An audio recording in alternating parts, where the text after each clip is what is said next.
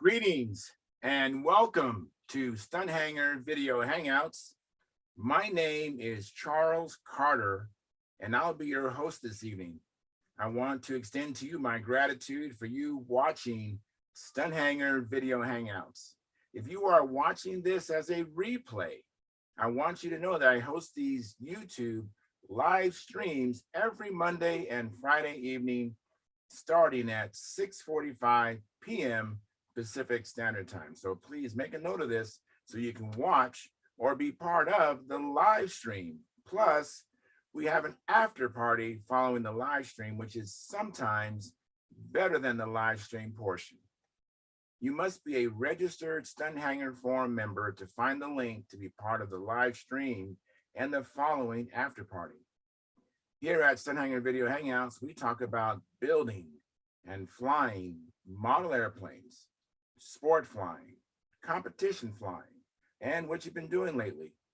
To join our conversation, if you are already a member of Stunthangar Forum, you can find the link if you scroll down to the section called At the Bench. Now, if you're not a member or not logged into Stunthangar, into Stunthangar Forum, pardon me, the At the Bench link will not appear. Now, if you are not a member, please register at stunthangar.com/SMF. That's Smart Men Flying. So that's stunthangar.com/SMF, Smart Men Flying, courtesy of Jeff Riley. You must place a space between your real first and last name when you register. You must also use a valid email address, or Sparky. The proprietor of Stunthangar will not approve you.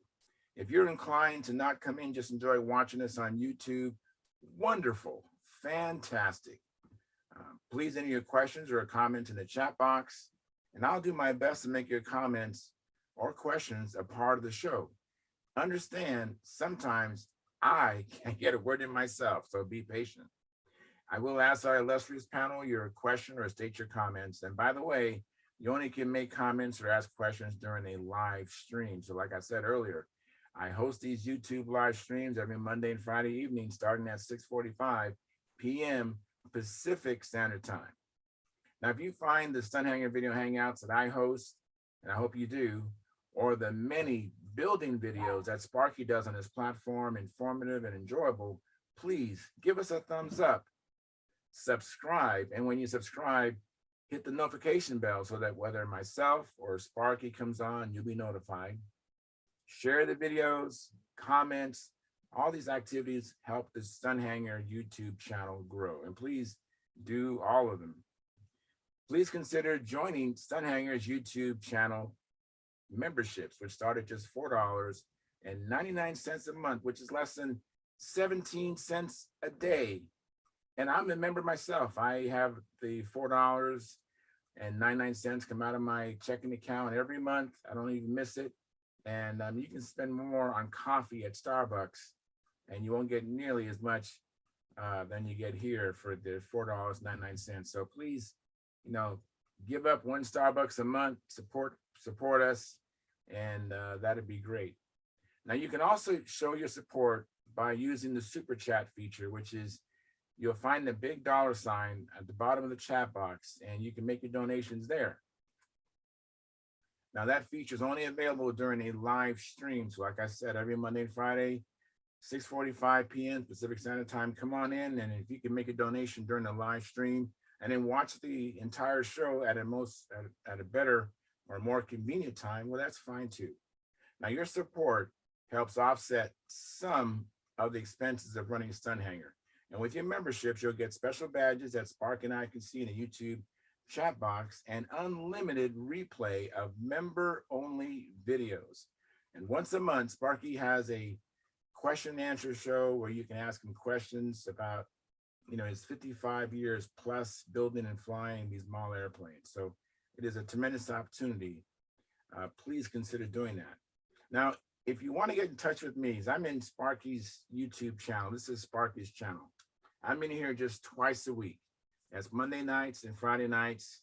Other than that, I hardly ever go into Sparky's platform. So if you want to get in touch with me, go to my YouTube channel, which is called Flying Control Line Stunt. That's called Flying Control Line Stunt. All the letters are there, even if they're repeated.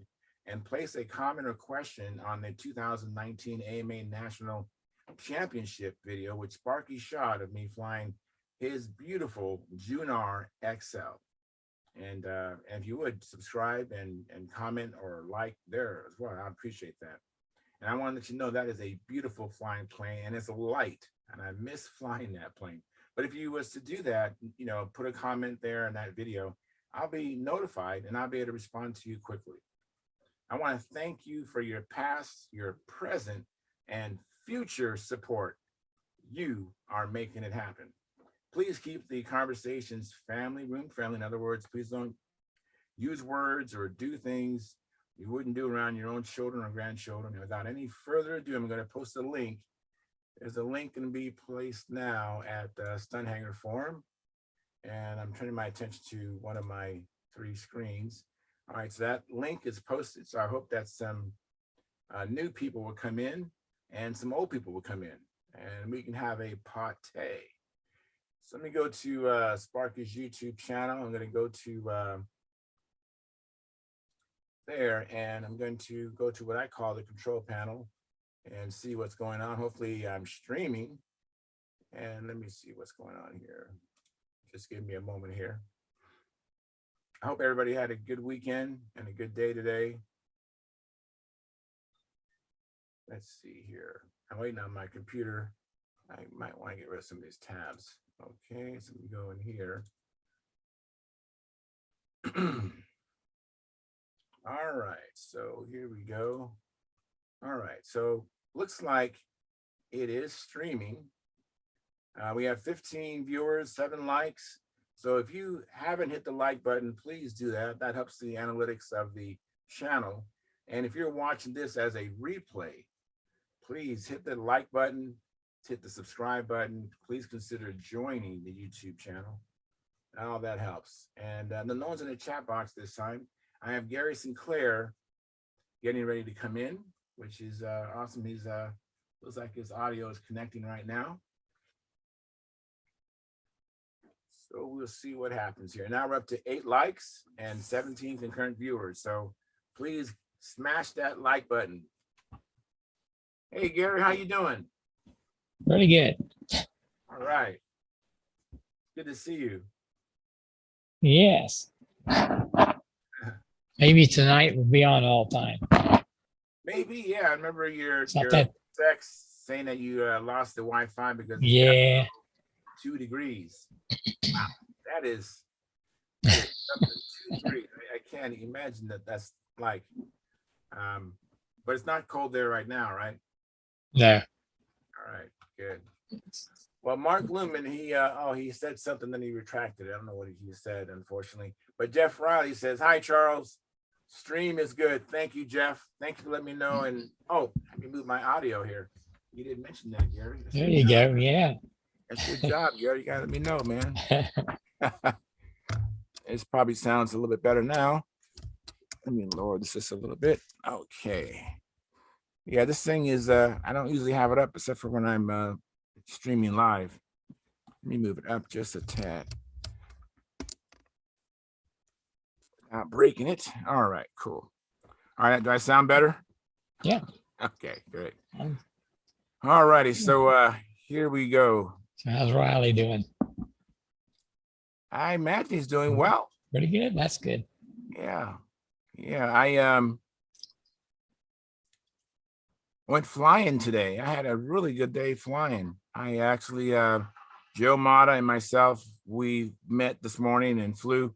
Got there a little late, so we didn't have a whole lot of time before the wind came up. Yeah. But my Strega, this is a plane I've been flying for years. People have seen that plane for a long time.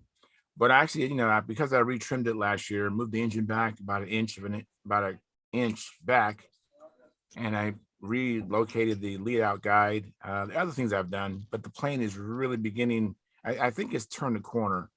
I mean, today was probably the most exciting because it really was flying really nice. So I still hope to get more performance out of it, but I'm really pleased. I'm really excited.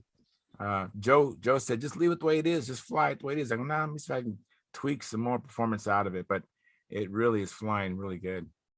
It's to kind of explain how it was before. It just seemed like when I was doing round maneuvers, it was trying to grow those maneuvers, and now it doesn't seem to have that. Doesn't seem to do that at all. It will stay in that arc. But if I want to make the arc smaller, it's no problem either. Or if I want to make it bigger, it's no problem. It just seems to be much more aerobatic. As a matter of fact, Joe Mata said it doesn't look like a heavy airplane. When it used to fly, it looked like a heavy airplane. Somebody told me they loved seeing my lumber wagon fly. And Bob Hunt said he used to be amazed at seeing all that balsa in the air at one time. So it's a big play. Hey, Brendan, how you doing? I see you have another plane there on the bench. Yeah, it's my Magician again. I'm finishing it up. I just finished electrifying it. Actually, my wife and I were experimenting a little bit with Velcro straps, and I don't know if you see. Let me make you big here. Hang on one second. Make you spotlight for everyone. Okay. There we go. Yeah, she sewed together kind of a reverse side, and we bought a whole bag of cinch, whatever these are, cinch. Oh, nice.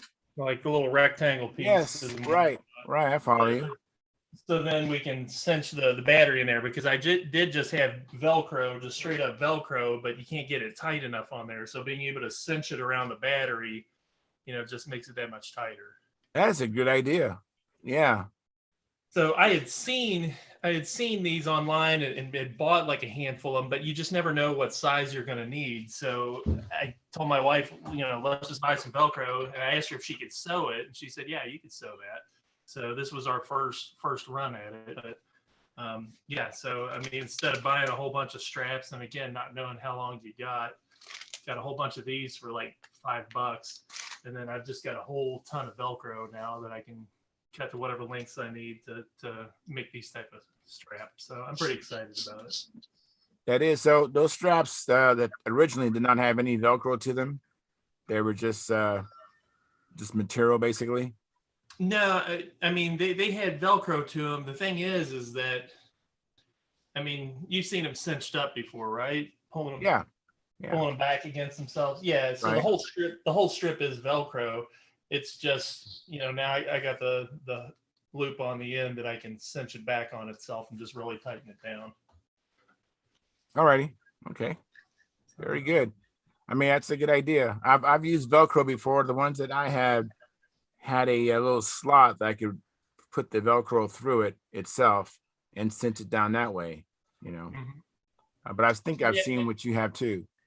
Yeah, I know what you're talking about. I haven't played too much with those. I figured that since they were kind of already cloth made holes or Velcro made holes, I just thought they might give out a little bit easier than having these hard plastic pieces on the end that you could cinch it back on. So, I mean, I don't know from personal experience, but I would think that if it's just going through a cloth eyelet, a cloth hole or whatnot, a Velcro hole, that, you really rip down on that thing, and then it weakens the overall fibers of it. But I really don't know. So this Magician you built from a kit? No, this is one we got from the beginner event. Very cool. The winner's table. So got that, and then we got a rugged stunt trainer. I finally got a new motor on that. It's going to get up to 33 degrees in a couple of days. We're going to try to get in a couple of test flights, even though it's cold as can be. Is that Stan Tyler just came in the house? Yep, it's me.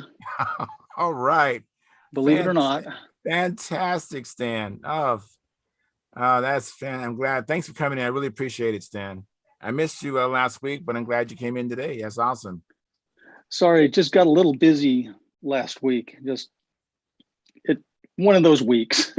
No problem. No problem. It's not even unusual for someone to forget. Anyways, so it's that happens. I can't afford to forget. I got to be here. So, but everybody else can can make a mistake and not show up, but it'd be terrible if I didn't show up. Yeah. So anyways, you guys, this is a Stan Tyler. I met him first at a contest in Los Angeles several years ago, and it was delightful meeting him. And I invited him to come join us, and he has a lot of experience as well, so he should be something that can add to the show. Stan, do you mind just saying a little bit about yourself? Let me make you big, Stan, so people can see you. Hang on, me. Oh, okay. Well, I guess not really much to tell about. I did meet Charles at one of the Knights jousts. I guess it was one of the Knights jousts. Yeah. Number of years ago. We had a few nice little chats about this, that, and the other thing there. I've been flying for actually quite a while. Way back in my early days. Then life got in the way and came back in later. I haven't been out flying for a few weeks, for a couple of years here. Too many things to do, too many concerns. Yes. I normally fly up in the expert class. Other than that, fly classic and old time. Not always the best at old time, but it's a different world. So, I'm here in Long Beach. So for all of you, I don't know where everyone is here, but I'll find out. I know where Charles is. Mm-hmm. I don't know who else is here yet. So I don't know. What else do you want to know about me? Well, are you building anything right now? Is anything on the bench or? Well, I've got actually too many projects on the bench. I've got a Satona I'm working on. It'll have a PA-51 on a pipe in it. It's at the paint stage now. Of course, it's been that way for a while. Kirk Mullinex checked out the motor for me, so I've been hoping to have it running soon. That was a few years back. I've got a new Humongous that's ready for trim colors. Nice. That hopefully I'll have out soon. It'll have a Enya 45 in it. And I'm working on an electric P40E profile, one of RSM kits. Those are the three major things right now. I've got other stuff that's kind of sitting on the bench that eventually I'll finish. It's another old time ship, actually intended for an ignition motor, a Super Cyclone. I'm working on a Don Steele Victory, the long-tail version. Mm-hmm. So that's been sitting on the bench, and it's kind of taken a back door just because I'm probably not going to be at VSC for a little while yet, and that's the only place we really fly ignition. So other than that, I've just got my normal stock, my Adam Special I normally fly for old time, and the Skylark for classic and expert. Skylark is a pretty plane. I like that plane. Yeah, that one's a fun one to fly. Yeah, I have. I was just telling everybody I went flying today. As a matter of fact, let me say hi. Some people joined us, Stan. Hang on one second, Stan, and let me Sure.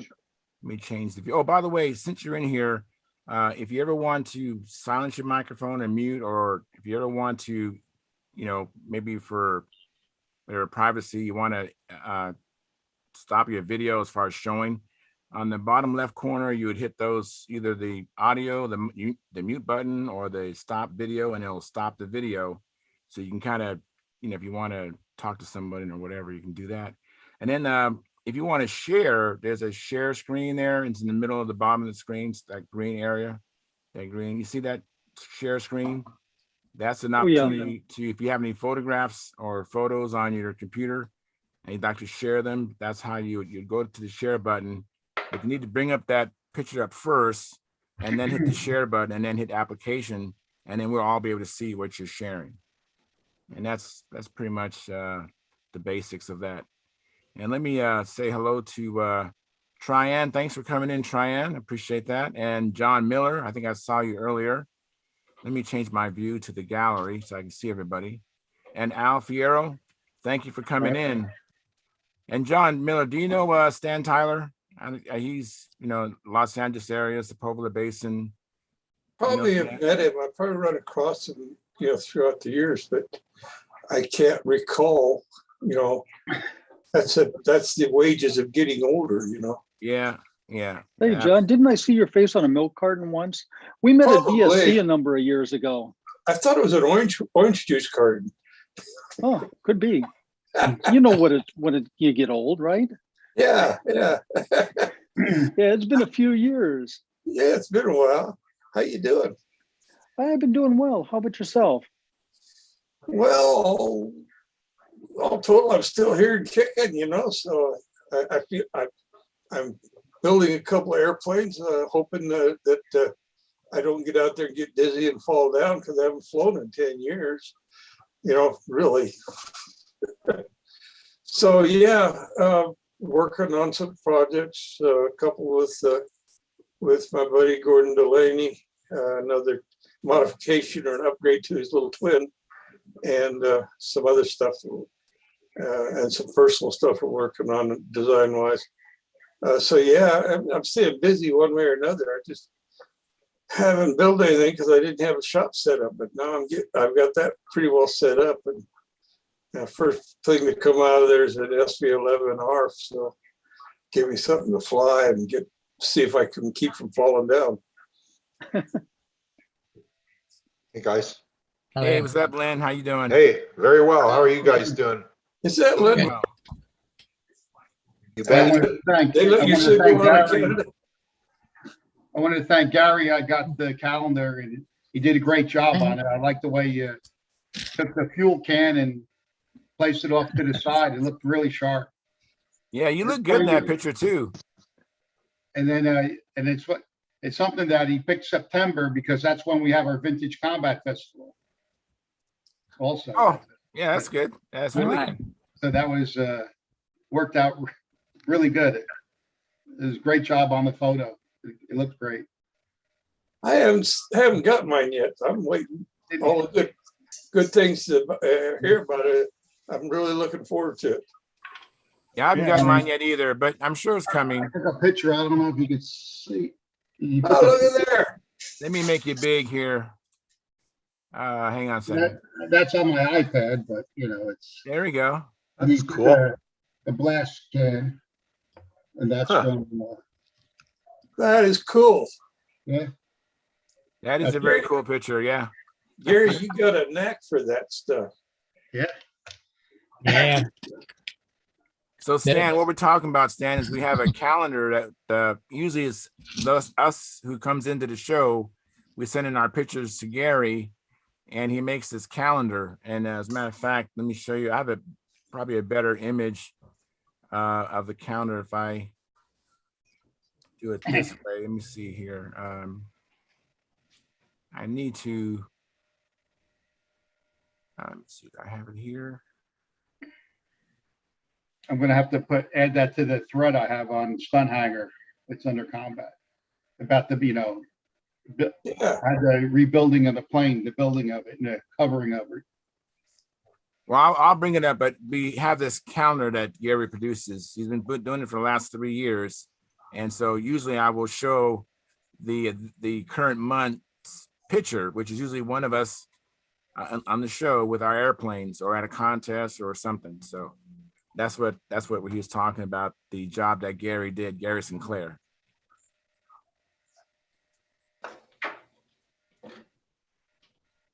And let me see here, Eddie, I didn't get a chance to greet you, Eddie.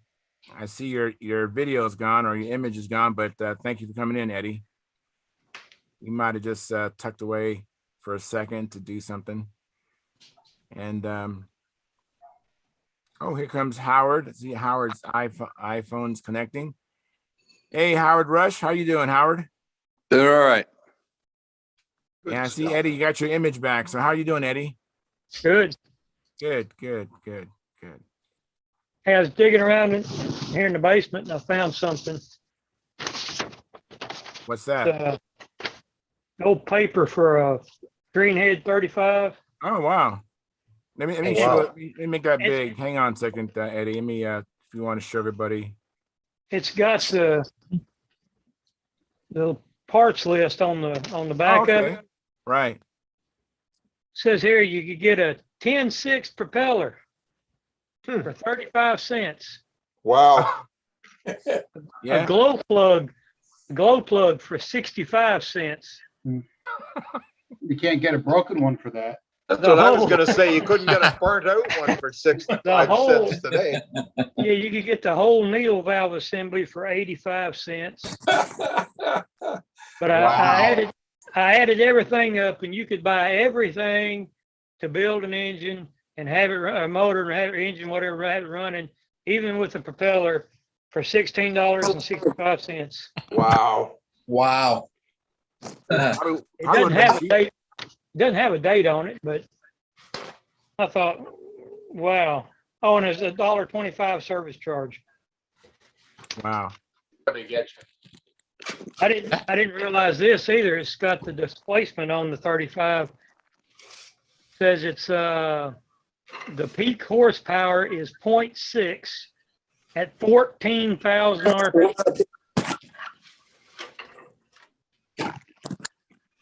Wow. 14,000 RPMs. That's pretty that high. thing- that's cooking. Yeah, that's too bad. It takes that many RPMs to get a little more than half horsepower. Yeah, and the 32 is 0.55 at 12,000 RPM. I didn't realize they ran that fast. Oh, yeah. That's a lot of money back in them days, though. Oh yeah. I mean, yeah. You got the K&B supersonic fuel. Supersonic fuel. I remember that. I remember supersonic fuel. Yeah. That brings back memories. Make the plane go faster just for the name. Yeah. You guys, let me interrupt for a second. I got to catch up on the chat box. So, Jack Snavely, he says, hello all around the world, just saying hi.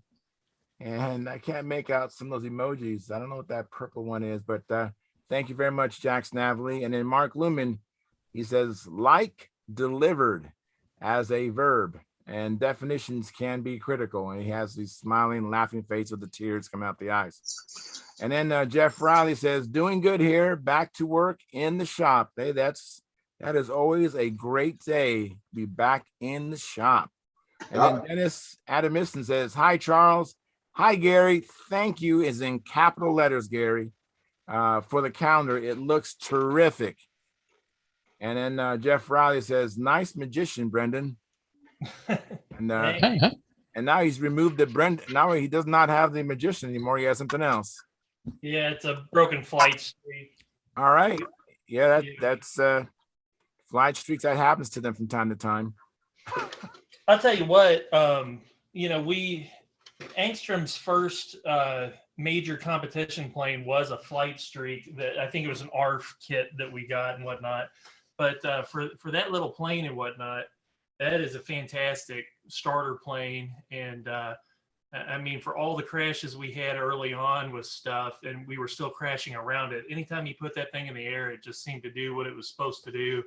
And it was, for lack of a better word, a godsend in the middle of a lot of crashing that was going on. So that one never bit the dust. This one, I think he was, well, I don't think it was this one, but yeah, he was getting a little more advanced in his flying and whatnot when he put this one into the ground.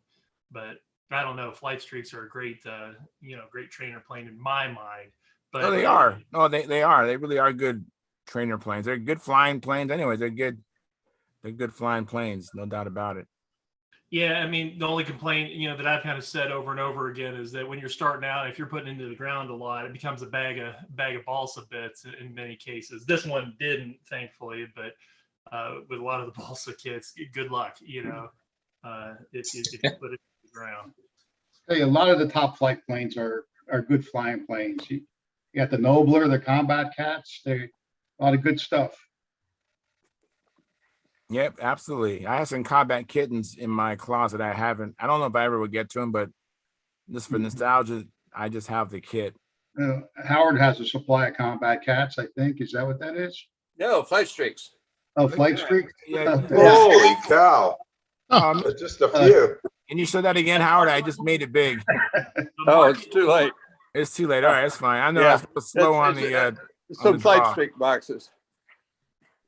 Are those Hey, empty or are those boxes full of wood? What's that? They're mostly empty. Okay. They're- Howard they has have- a spray boom? Is that your spray boom? Yeah, it is now. Very nice. Let me ask this one. I do have a old Flight Streak kit, and when this plane broke, I think I grabbed the kit to try to look at ribs to make some replacement rib pieces in here. But I noticed the ribs were made differently in the Flight Streak kit versus this ARF. I'm sure they are. So then the question for me that I've got is I'm approaching getting Angstrom into some classic and nostalgia stuff down the road. Is someone gonna jump out of the bushes and yell at us for using a ARF plane that may have different rib styles or whatnot than, you know, the original models? Well, tell them how many times you crashed it, rebuild it, you might get builder the model out of it. That only comes into play if you're doing some kind of racing or something.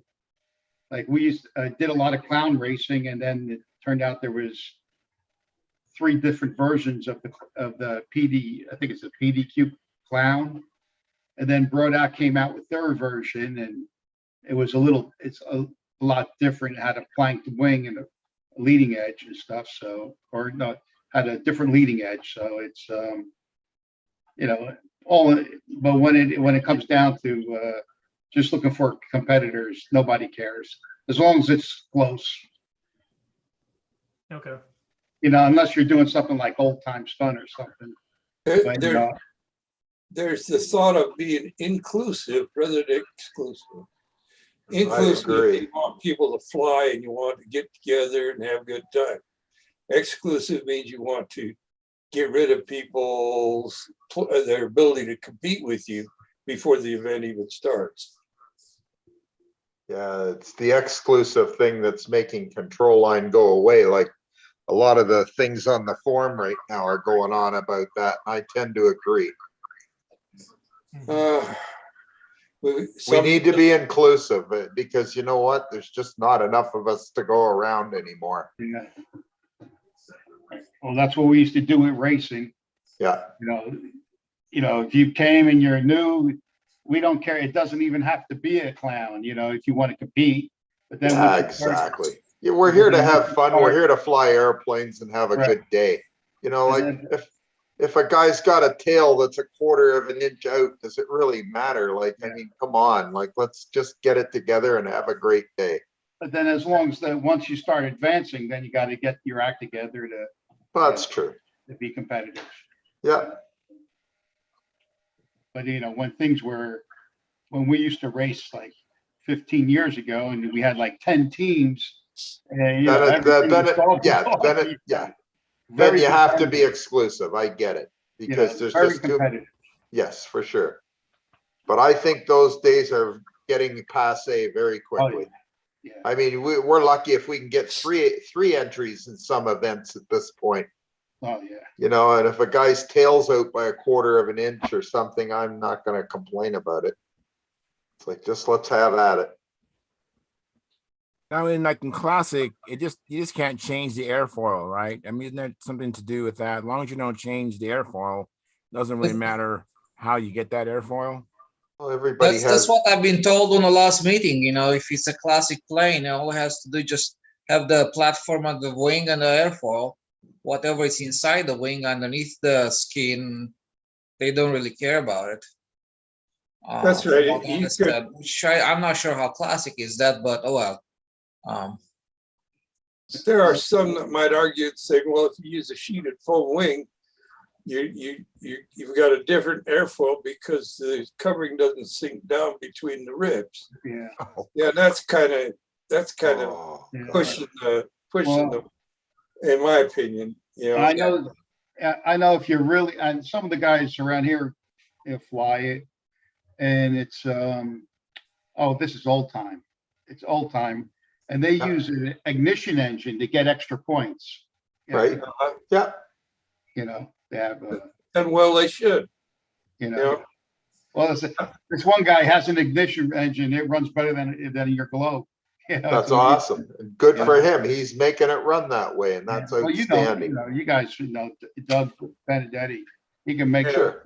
has some beautiful running ignition. Ignitions. Yeah. it's probably too late, but I'd like to see them do something like that for those of us that want to play with diesels. Mhm. You know, but what the Somebody heck? just having a diesel category. Well, That was- no, you know, like you get extra points if you run ignition on an old time. Old time, yeah. yeah. So Huh. what happens if you run a compression ignition engine, which is a diesel? Mhm. You know, I think you'd still get extra points, as I recall. do you? You know, It was at one time. I thought it was too, but I there's so few people run diesels anymore. You know, they stink too much. I hate diesels with a passion. Yeah, but they're fun to play with. They really are. You know, you just go home smelling like crap. You know? Yeah, but I feel they're very fussy, very fussy. Yeah, Yeah. that's why it's you hard. should give them more points. Very. I had to try to help guys with them, tune them, run them. They have them. You know, they race them in Clown and other events and Perky and stuff. But you know, and they have the real fancy ones. You know, the high performance ones. Yeah. And adjusting the compression, adjusting the needle. They're making special fuel for it. Oh my God. well, what are the ones that what's the racing where Team the ones race. look like a oh And the F2C? yeah. Yeah. Yeah, a lot of those are amazing. But they're not running fuel that you guys use. Oh No. yeah. They got some, they're running some crazy shit. Oh, well, boy, they Yes, sure they are do. impressive on their restarts.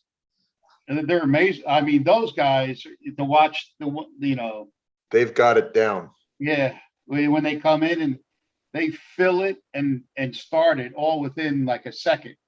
You know, they have Bang, bang. pressure. Did you ever see one of those pressure? If the guy just squirts it out in the air, it'll go 15, 20 feet. Yeah. Really? Stream. Oh yeah. Just a stream. Yep. It's Oh. amazing to watch. It's I think they an only have like- absolute marvel to watch. I think they only have like a 15cc tank. Yeah. Well, they don't burn out as much fuel as the glow or even as the gasoline, I believe. Right.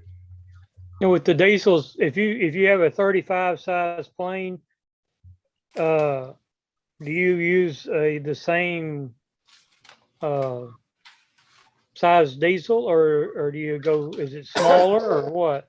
Well, you can go smaller to a degree. A diesel will tend to be able to turn a bigger prop than a glow or you know, anything like that. But as an example, I flew in competition a Fancherized twister with a converted KMB 28 converted to diesel, and flew it just fine. Well, that's just basically about a 30 sized engine, you know. And so yeah, you can go a slightly smaller. Depends on that. Like there's some 15 size diesels that make tremendous horsepower. No, like I said, I was just curious because the ones I see on eBay all the time it says 1.5 cc's. You know, and Well, they're all in cc's, and you had to convert them over. And I'm thinking they're 1.5. That's not very big. No, 2.5, I understand. That's a 15. Right. Yeah. 1.5, I don't No, that's pretty, I wouldn't know what they use that for. I don't know what that's for. But a Yeah. 2.5 is the popular one. It's a 15. And that's what they use in all the FAI events. There's a lot of those on eBay are Russian Yeah. engines, and depends Got on, like a red yeah, some of them head are or something better on than them. others. Yeah. Yeah, I know in Europe, they did diesels for combat. You know, they had a lot of Wow. that, yeah. you know, I didn't know that. That's interesting. and back Well, in the diesel old time. fuel was In a the lot, old days. Okay. Wow. That's neat. Yeah, they had, diesel fuel was I a think lot they used easier the to get. BAW. Okay. DAWs. You want to see one? Sure. You have it right there, John? Yeah. Just hold your there's- cat up. Let me make you big, John. 1 second. Was that one of them? I'll make you That's a big, John. PAW. Oh, Oh, wow. I think that's a 30 or 35 size. oh, that's a throttle on it though. Yeah, that's an RC version. Yeah. That's the one you had the other night where you said you could move the exhaust, all right? Yeah, so here's a bigger one. Oh, hang on. Let me get you back, John. Where am I? Wow. Look at that. Yeah. A little higher. Okay. There you go. Okay, let me put this one up. And here's the one that I just had up. So you can get an idea of the difference in size. Mhm. Move it over. Right. A little more. Right there. Perfect. Wow. You're swinging some big lumber with those. Yeah, Oh, you're damn right. Oh, yeah. You like carve down your baseball bat, make a prop. Yeah, I was gonna say carve down a couple of hardwood 2x4s. See if I can find a surplus Corsair prop, right? Wow.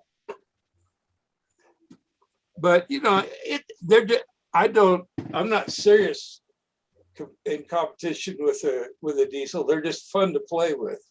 Yeah. And then you Guys- get to be known around a circle as Stinky.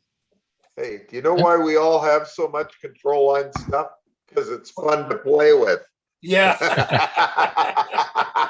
I have a comment from the That's chat it. box, you guys. Let me clue this guy in because he's talking about what we're talking about. This is David Hull, who I know you know, Stan. And Oh, yeah. David Hull says, diesels just take some practice. The real issue there is getting the ether to make the fuel. And then David Hull goes on to say the pressure fuelers run usually around 1.5 to 3 psi for F2C. The tank is 15 cc. The racing diesels are RPM machines. The sport diesels are totally different characteristics like PAWs, nice motors. Then he goes on to say, over and on the continent, they had an even smaller racing class using 1.5 cc. And then he says the big paws, the PAWs, are knuckle busters. If you haven't caught on to tuning a diesel, start with something smaller. And but prior to all that, David, prior to that, Alexander III said, "Good evening, Charles, Big John, and all here. Greetings from Scotland."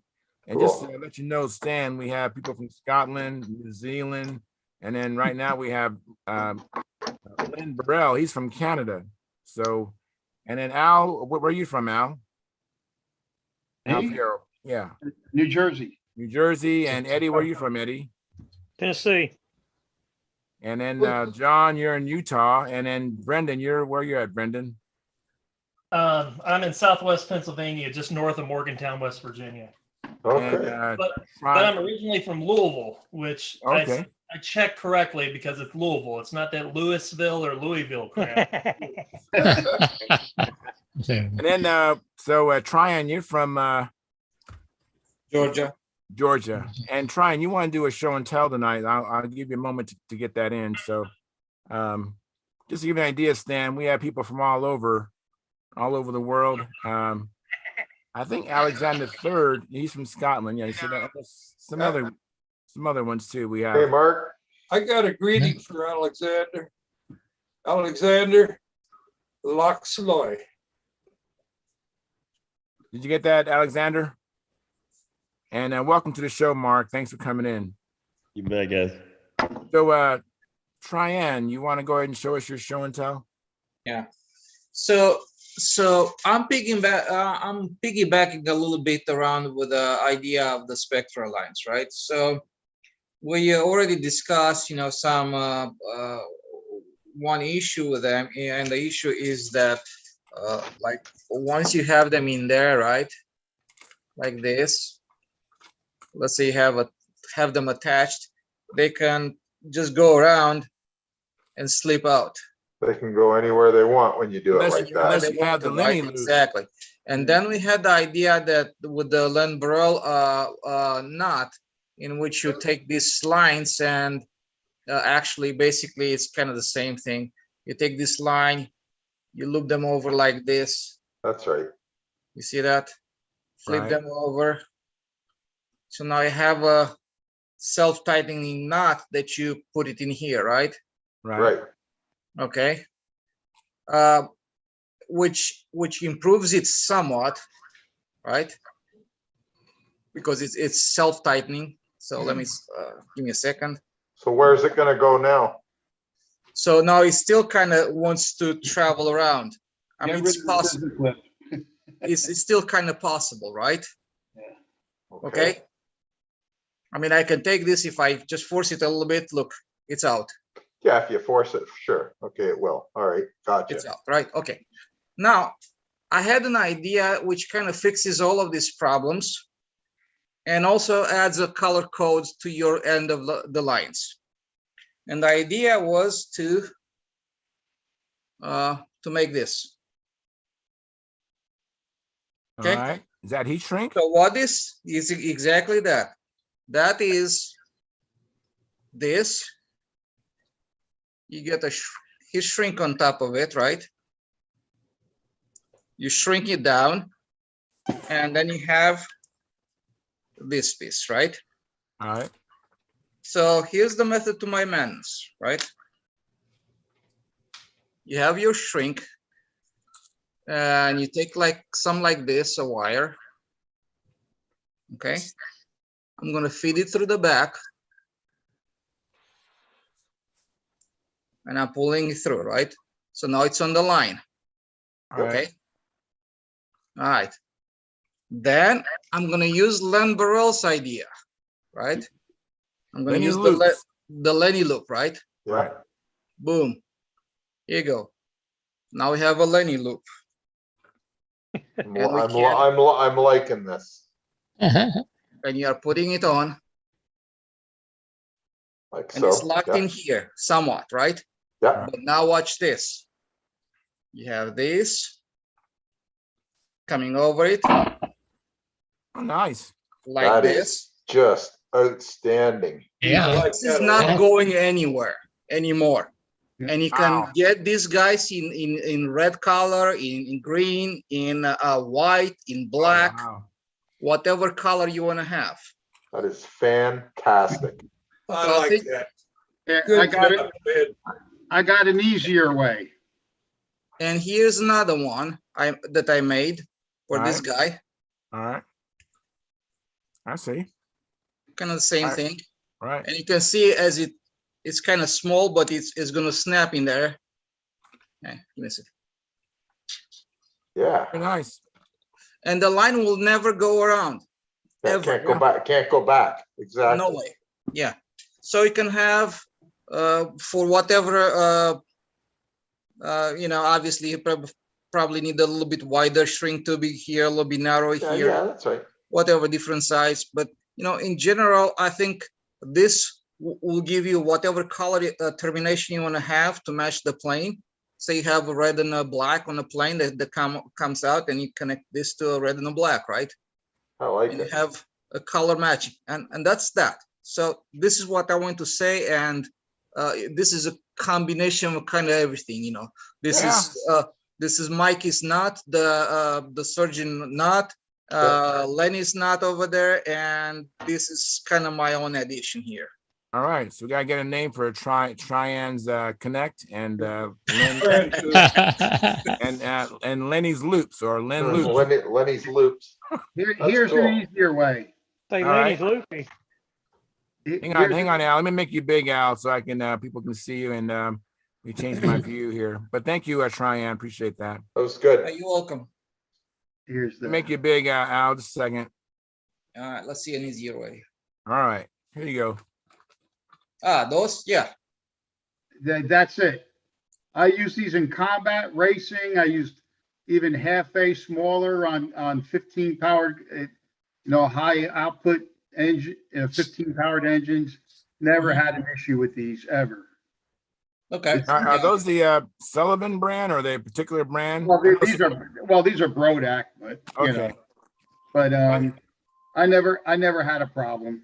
I always had problems with scissor clips, because you could add Lenny. I raced against Lenny and stuff on grass and stuff, and you're pound racing, and the plane comes in and it's cartwheeling around, and the lines get all, Yeah, even the steel ones, they get all buggered up. It'll get, the lines will slip in between those scissor clips, and I just like, that time it clicks in, locks in, and something really has to be crazy. Something really has to go wrong for these types of clips to. The only thing that can go wrong is if the sleeve slips off ever, which has happened, and then it opens up and you lose your airplane. I mean, I've heard it. It's never happened to me. I've never seen but it I've happen. heard it. But I've heard of it happen. But I've heard of it. Happen. I've had the. I did have one time one clip, one end open. Oh yeah, I've said that happened. Yeah. Then it's like the scissor clip, it slides. But I never had one fail. Okay. And I haven't either, actually, and I've used them for years. And I fly stuff that goes 120 miles an hour and faster, and it never had one break. Never had one fail a pull test. Yeah. Well, there are many ideas, some people just prefer this. I just prefer this, guys. So I hate those things. So hate the scissor clips. That you saying? Yeah, I hate them. Those are the ones that I always had problems with. They were, even with where two things are problems with them. The lines would slip through, and then if you had it on with an eyelet, if you had an eyelet on it, like ready-made lines, it would get hung up in the where it's crimped down tight in the bottom. Right.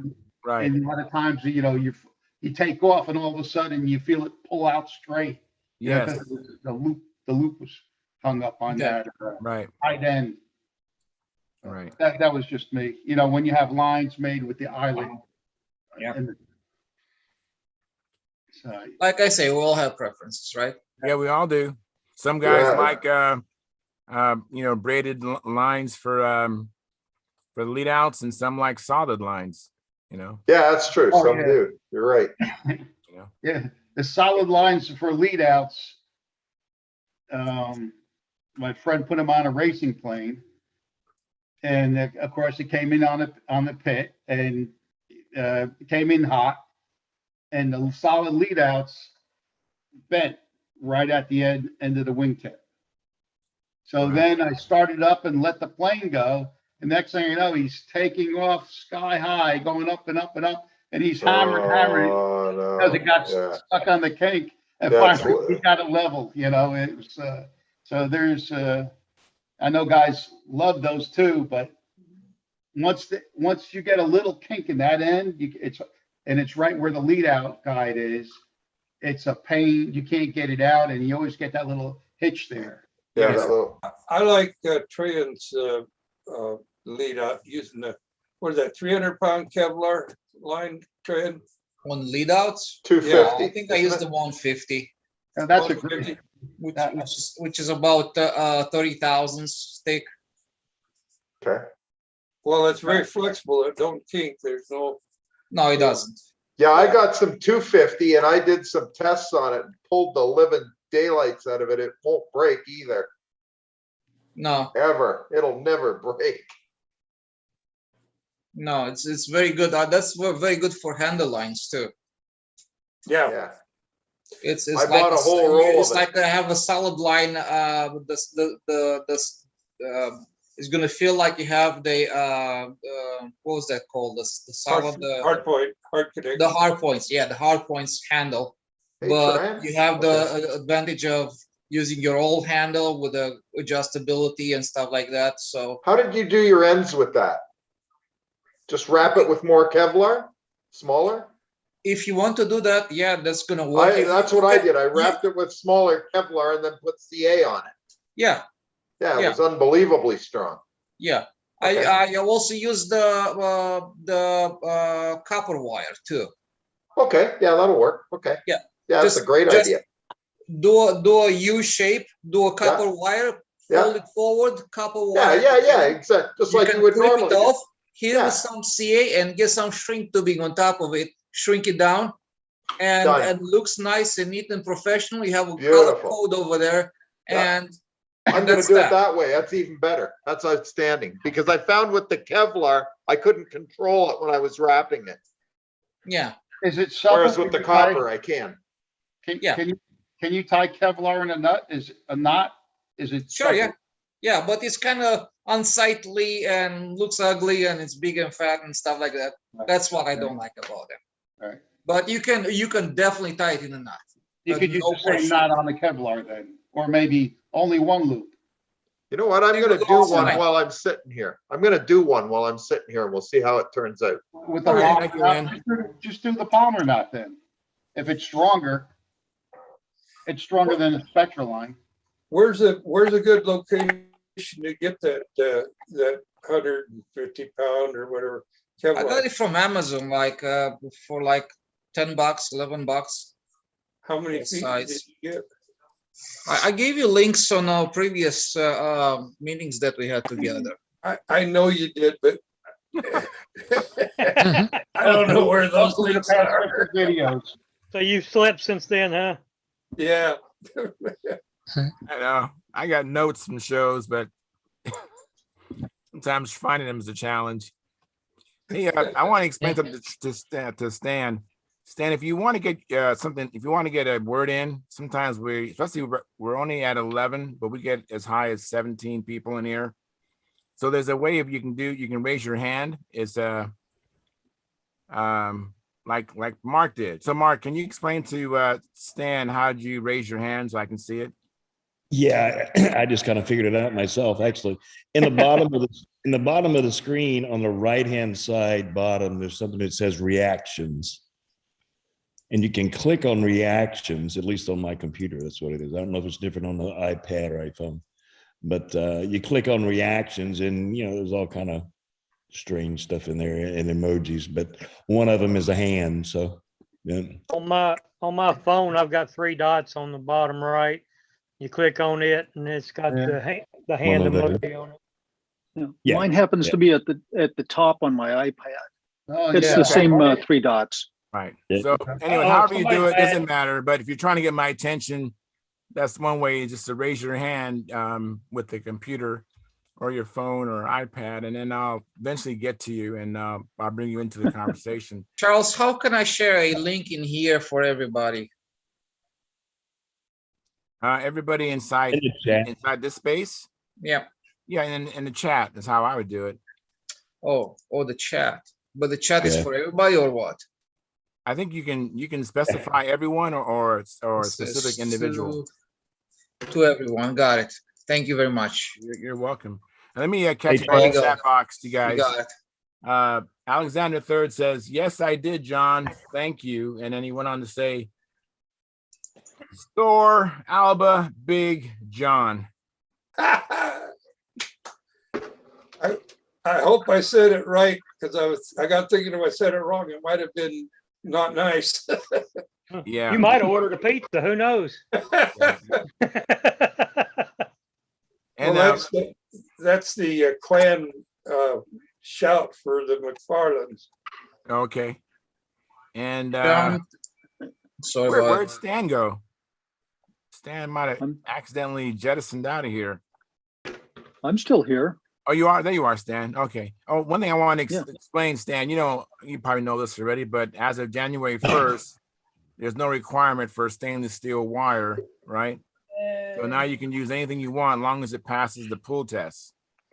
And don't forget the clover. Yes, and the Yeah, don't clover forget is the clover. Yeah, I got to start. I hadn't even started practicing that, but now the entry for the clover has changed. Are you aware of those things, Stan? Yeah, I've been following the changes there. Okay, all right. Personally, not. I think it's great if you want to use Kevlar or Spectra or whatever.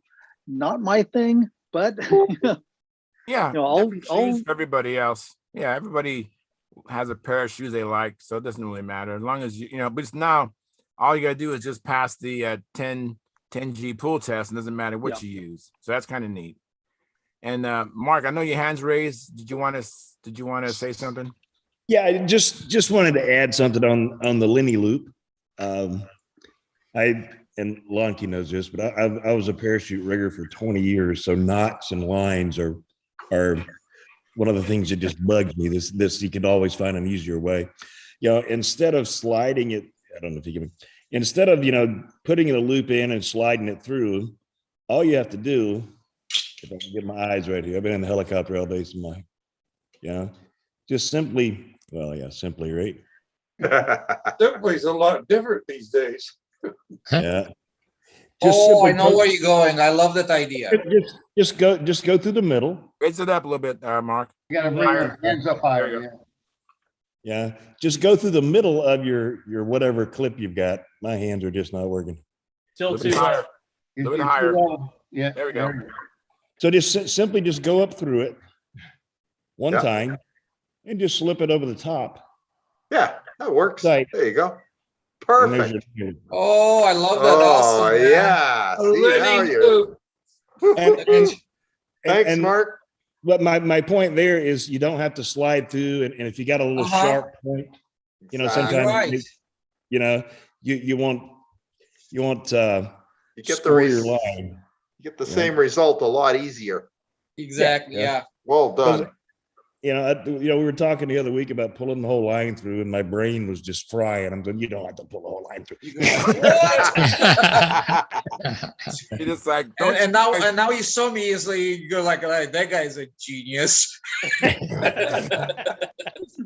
Yeah, but that's it. Yeah. Anyway, thank God there's geniuses on here. More like genius, not to be confused with genius. One is spelled with a J. But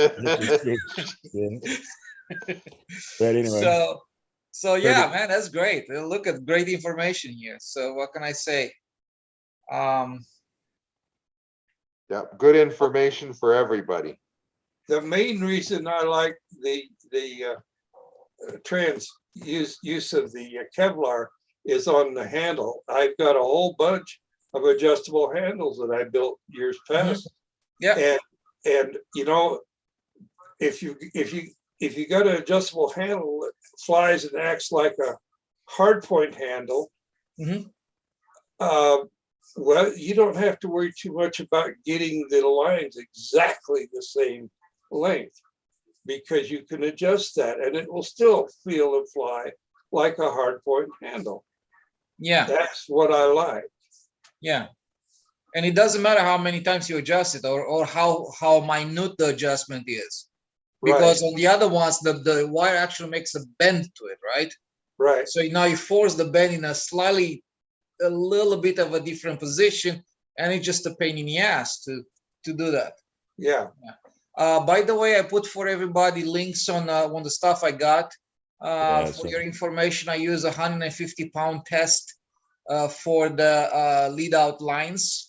At the handle, I have a 500-pound test line, which is about 1.5 millimeters, which is about roughly a 1/16 of an inch, right? So I just shared it with everybody in the on YouTube. So if you look in the chat, I think you'll see it there. It's there. It's under Stunthangar. So, but for us inside here, if you go to our chat, you can click and copy the links that Tryon posted inside our chat. Yeah. And yes, you can use a little bit of CA on the terminations if you want to. It's fine. It's not going to hurt it at all. You can use, whatever terminations you want to have. I don't think I'd go with a crimp on that one. I just wrap it around and call it a day, and you should be fine with that. Well, it says it's for kites. Kite. Yeah, that's what they say over there, but Yeah, but that doesn't it's mean anything. 150 pounds, in something that's about 30 thousandths of an inch, 27 thousandths of an inch, similar to the steel wires that we use right now. So you're using 100, because I got the link open that you said. I'm using the 150 for the lead outs. And For then the handle, 500 I'm for the using the handle. 500. Okay. And I'm using the 250 for the lead outs. You're using the 250. 250 for lead outs. Wow. That will work too. I mean, It's about, I'd say it looks like about a 16th of an inch. yeah, something like that. Yeah. I'll mic it in a minute. I'll grab some mics. Yeah. I'll mic See it. how big is the? Yeah, I'll mic it in a minute. I just want to get this wrap done first. Yeah. What's the wear characteristics on if you're going to use the Kevlar on a handle? I think it's far safer than the steel wire that you use right now. Okay, because I normally Because it fly doesn't with break. a hard point. It will not break. Kevlar will not break. Hey, Charles, can you make me big for a second?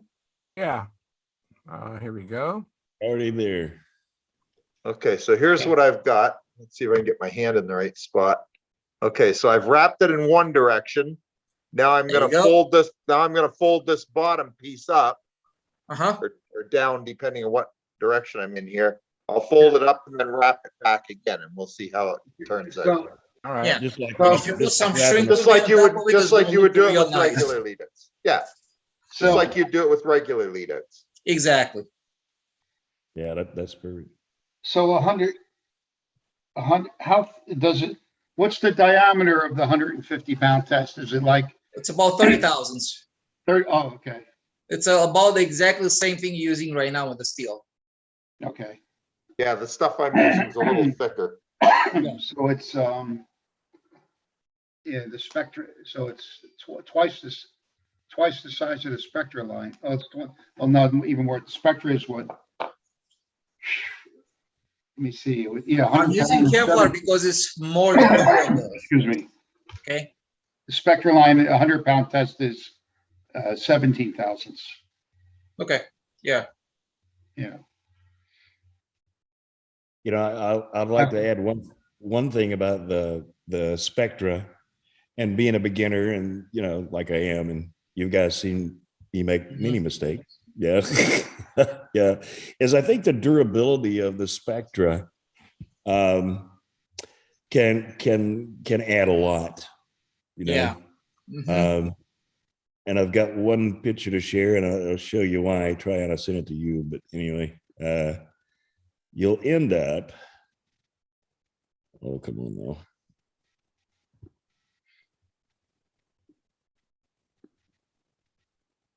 If I can, oh, come on, screen. It's so easy sometimes. While you figure it out, let me say hi to Phil. Hey, Phil, thanks for coming in. Yes, sir. Glad to be here. Appreciate that. Is Gary here? Yeah, Gary's here. Yeah, here. Gary, thank you. I got it today and it looks great. Okay. I'm You're tickled quite with welcome. that. That looks really good. I'll have you something in the mail in the next week. Oh, Lord, what is he This doing? you're showing, Mark. Oh yeah. Oh yeah. The days you look and you maybe feel a little kink or a little roll, and you go, oh, that's not too bad. Yeah, I'll make another set of lines tomorrow. Well, if you say that, you end up with this. Oh, Ouch. What? Exactly. Oh, I'm so sorry to see that, Mark. No. Oh, Me damn. too. Oh. It's one of those things where there's absolutely nowhere to place blame except me, just a dumb thing, That's but anyway, not the new one, right? Mhm. That's And- too bad. You know, Sorry, and- Mark. well, you know, like I say, it's you know, it was on the last flight. I was making 5 flights, and I was all happy, and you Yeah. know, obviously, I kinked it somewhere, you know, and maybe a lesson again is, you know, I was on my 3rd, 4th, 5th flight, you know, and I run the lines, you know, but you know, I when I say I run the lines, you know, I'm pretty happy now that I can end up at the end of a flight, you know, because I'm doing insides and outsides now with maybe 1 or 2 twists. You know, when you're only doing insides, you know, it's like a disaster when you go to untwist your lines, you know. Anyway, I just wanted to add that to the Spectre, at least from my opinion. I think the durability of it, and it appears that the Yeah. tensile strength and everything Might be is worth it, huh? Yeah, So what was yeah. the cause of the Get the crash? Kevlar lines and replace them on your handle with Kevlar lines that will never break, and even the lead outs lines from bell crank to the exit of the plane, you can replace those too.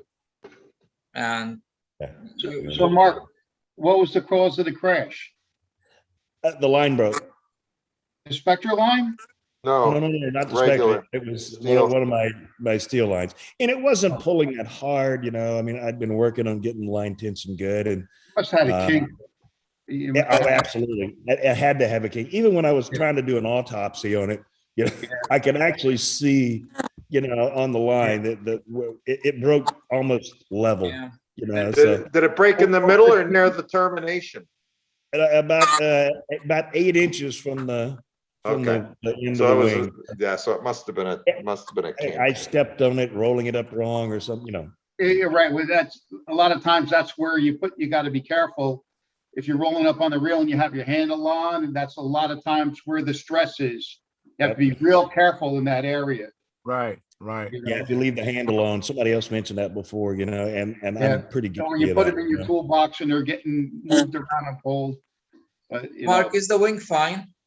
Yeah. It basically when it snapped. I mean, I really didn't have any idea what was going on because I was just at the top side, yeah, and I just was easing off just a little bit, you know, and all of a sudden I felt it jerk, and it just went whoop like 3 times this way, and the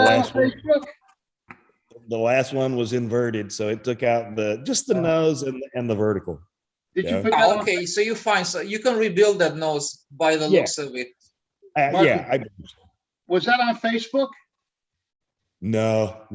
Somebody had a vector, had the same thing happen, and they put on Facebook just a couple of No, days. that was an IC. Oh, wow. It was an IC, yeah. But well, I didn't know what he had there. Yeah. The handle, the line on the handle crimp came undone. You know, Yeah. the big one. Oh, that's an electric.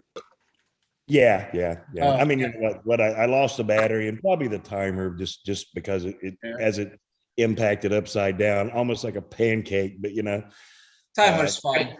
I didn't really know what was going on. The battery, like half of the battery was tore off on the side. So yeah. Oh man. What kind of timer was it? I was a KR. I've got more timers, you know, it's just one of those things where, you know, basically the lesson and talking about the durability of the Spectre, I think is good. Yeah. You know, and you know, not being diligent enough that not only when you're running your line, especially with steel lines, yeah. Yeah, Not bites only in the being bottom diligent if you're about not doing it, careful. but feeling them all the way out while you do it. You Yeah. know, 'cause, yeah. I mean, hope you don't have a broken strand in it and it's sticking the finger. Yeah, but you know real quick where it is. Exactly. You know you got a bad line real quick. That gets your attention. Yeah. I'd take that over during that crunch, you know. When I pull test at contests and some guys' lines, you know, I have pull test when their lines broke, and it was hardly any pressure at all. I just, you know, just at the beginning of the pull test, the line just broke, and that happened 3 times in all the years that I've been, you know, doing this, and it's, you know, Yeah, I was pretty confused. It's no good. Yeah, I was It pretty doesn't take confused. much effort at all. Yeah. Yeah. Hey guys, I I'm just gonna say have good fun. night. I have to go to work tomorrow. All right. Hey, Ah, thanks, Tryon, for buddy. coming in. I Take it easy, appreciate it. Tryon. Thanks Take for the care, show and Tryon. tell. Thanks for the Tryon. Take it idea. That easy, was everybody. awesome. All right, thanks, man. Appreciate it. Thanks for the information on the Kevlar too. You're welcome. You're welcome. All right. Bye-bye, guys. Bye-bye, Good night. guys. See ya. Bye. Good night. Well, it sounds like I'm gonna have to watch the tape from the first of the show to see about the Kevlar tape now. Oh, well. Just go on Amazon. Just go on Amazon and type in Kevlar string or Kevlar cord. And he uses 150 for the lead outs and 500 for handles. You can get, I mean, there's several different brands out there. I've got some that I don't even know what brand it is, but it's all Kevlar. Well, I got about Yeah, 20 okay. handles that are the adjustable style that I made before I switched to hard points. I've got a bunch of. By the way, Santa Claus, Yes, sir.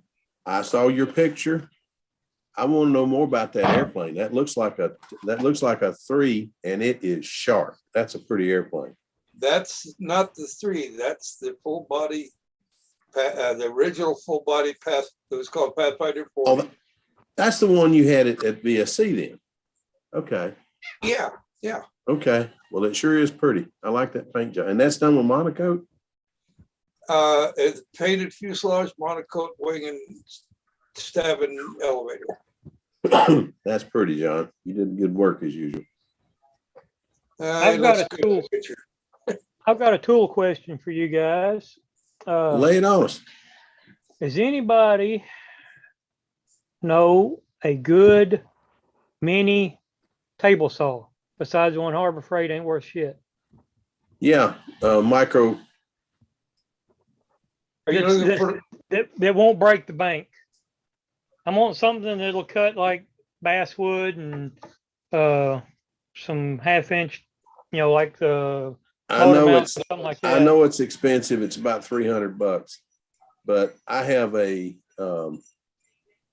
my own micro saw is a Dremel that I've had forever. Yeah. And I would tell you that I'd sell you mine cheap when I get my new one, but it's about worn out. It would need rebuilding. I don't know where in the heck you get the parts for them. Yeah, but Dremel makes a good one. Okay. Dremel made a good one 30 years ago, but I haven't seen a new one in 30 years. Mine is old. What's the blade size? I bet mine's built 100 models. And you probably, I don't know. My new one is coming from Micromark. That Tilton Arbor table saw they've got, the nice one. It's $329 or something like that. I haven't looked What's at the it in quite a blade while. size on that one? Huh? What blade size? Oh, it's the same size as the That's a Dremel. 4-inch. 3.5 inch. 4-inch. Okay. Yeah. Oh, so this is a mini table saw. Isn't that interesting? I didn't even know there was such a thing. And it's Tilton yeah. Arbor, and it's got the feather boards with it. You can buy feather boards and all that. I'll get the Wow. name of that company. I may run upstairs and get the book here in a minute. I can't. I got a good memory, but it's real short.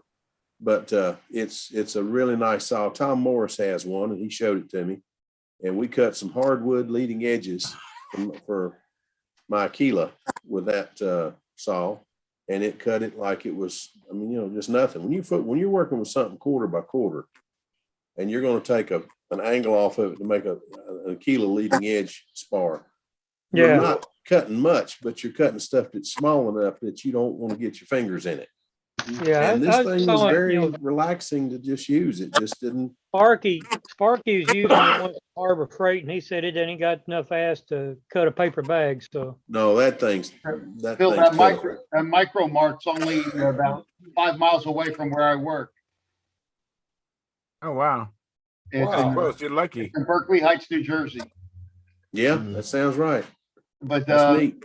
we used to be able to go there and pick up stuff, and now they won't do that anymore. You have to buy Yeah. everything shipping.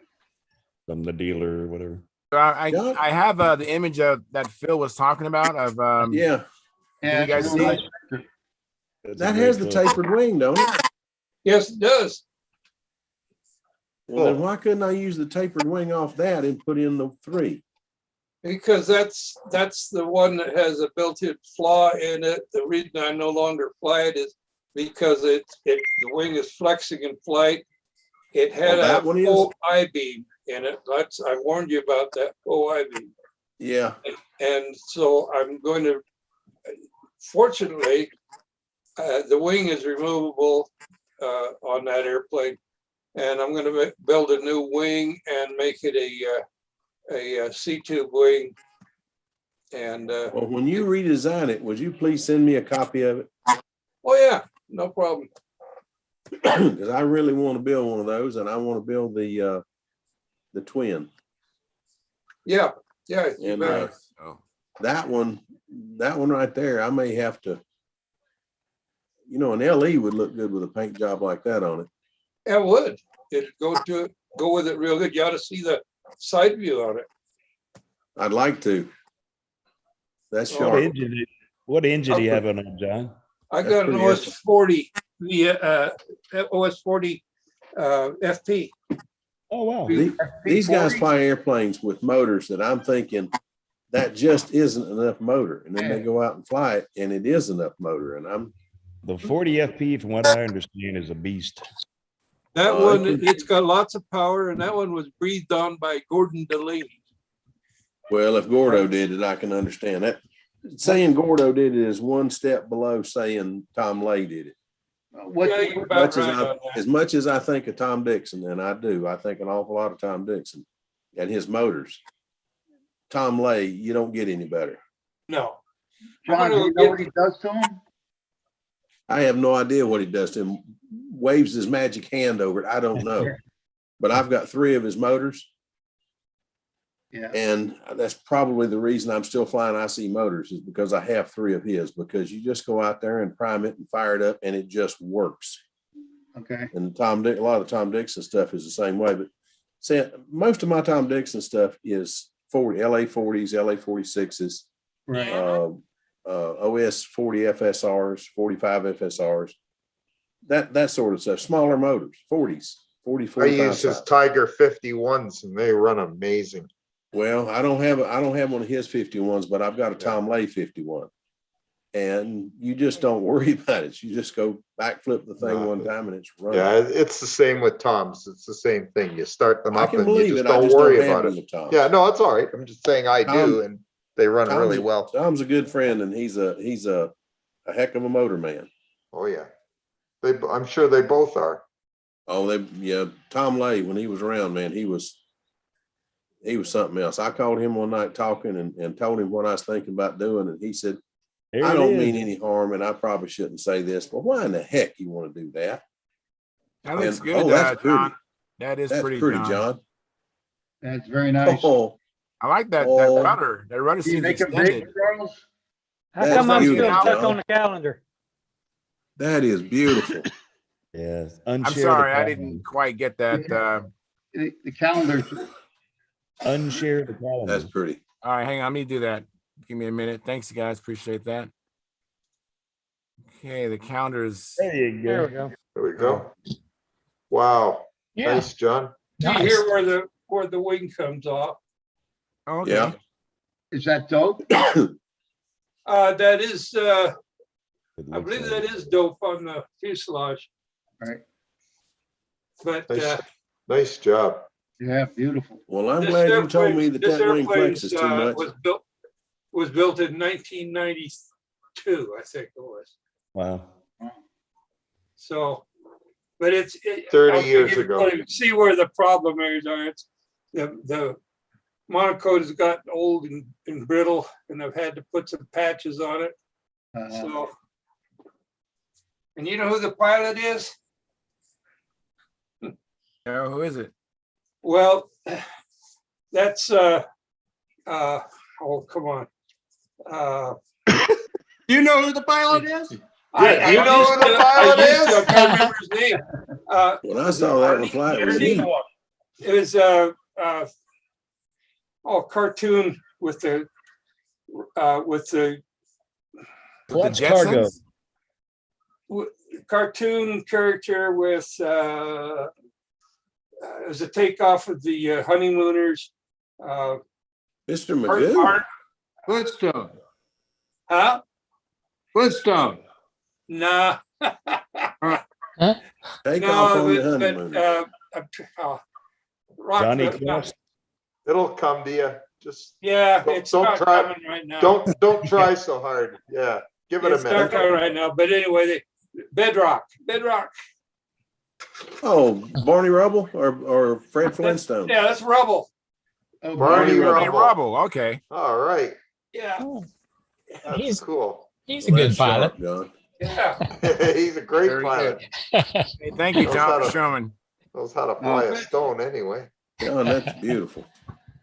You didn't notice a prop on there? That's one of those rev up extra wides. Yeah. I was looking at that. Hey, Charles, I got this lead out done. All right. Well, let me Oh, look make at a that. note here.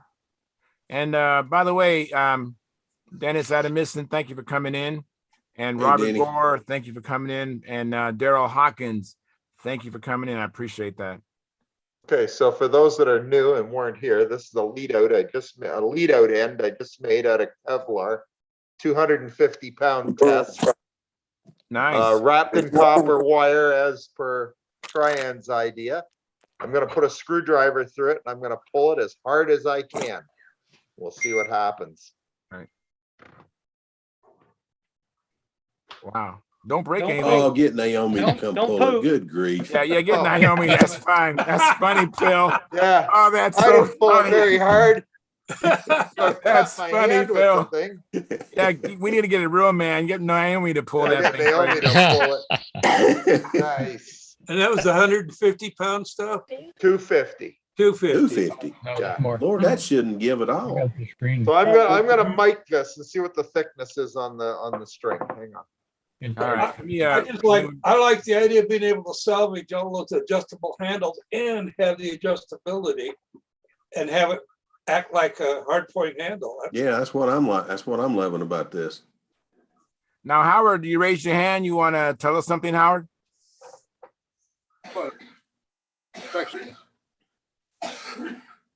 Super Tigers. It has a hardened ring and a hardened cylinder. And then he gives break-in instructions.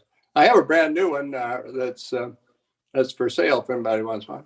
And that's What is a it? Tom Lay motor, or is that a Tom Dixon motor, or what motor is it? Gary Letzinger is. You're breaking up, Harold. The Yeah, some of the 51 words aren't coming through. Only a few of them. All right, here's There some more you words.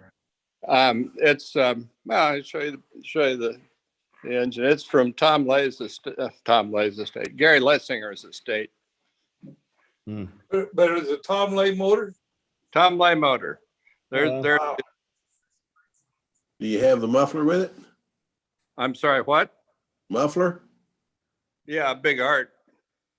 Ain't nothing Well, you wrong with can't that. go What are you wrong asking with there. for? Let's see, Somebody's where's the looking. number? It's got a number on it. 1073. Now, is that a 60? I don't know I'll what tell Tom you place have that that. was. He's still in the market. Yeah. I've got a Tom Lay McCoy 40 lightning bolt. Oh, Oh, cool. that'd be a nice one too. And that sucker, he did something to the piston, hardened it, they told In me. case hardens them. Yeah, and the darn thing, you can run a muffler on it without ruining the engine. Yeah. On the McCoy, wow. He could do that and George Aldrich could do that. They're the only two I know of that did that. The Lightning Bolt's a much better engine. Oh, yeah, Mhm. Yeah. yeah. But with the trick with the Lightning Bolt is because it has a fenced liner, Yeah, Uh-huh. you could take the Series 21 piston and ring and put it in, and install it in that. really. Yeah.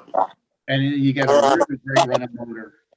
Yeah. I'm getting some sound out of someone's mic. I'm not sure where it's coming from. I tell you what, there's some tricks you can pull on these motors and really make them run well. But hey, I saw somebody that y'all would recognize his name at the Nationals flying a 40 FSR that had an FP sleeve and piston in it. I thought there is no way that can work, but it did. I still don't know how he kept the rod in the piston pin in that darn thing. He must have had a capture nut made, or capture spring like a fox or something made to hold that pin in, but it ran, and it ran very well. Couldn't believe the power he was getting out of that thing. Well, the FP is a pretty powerful engine, you know.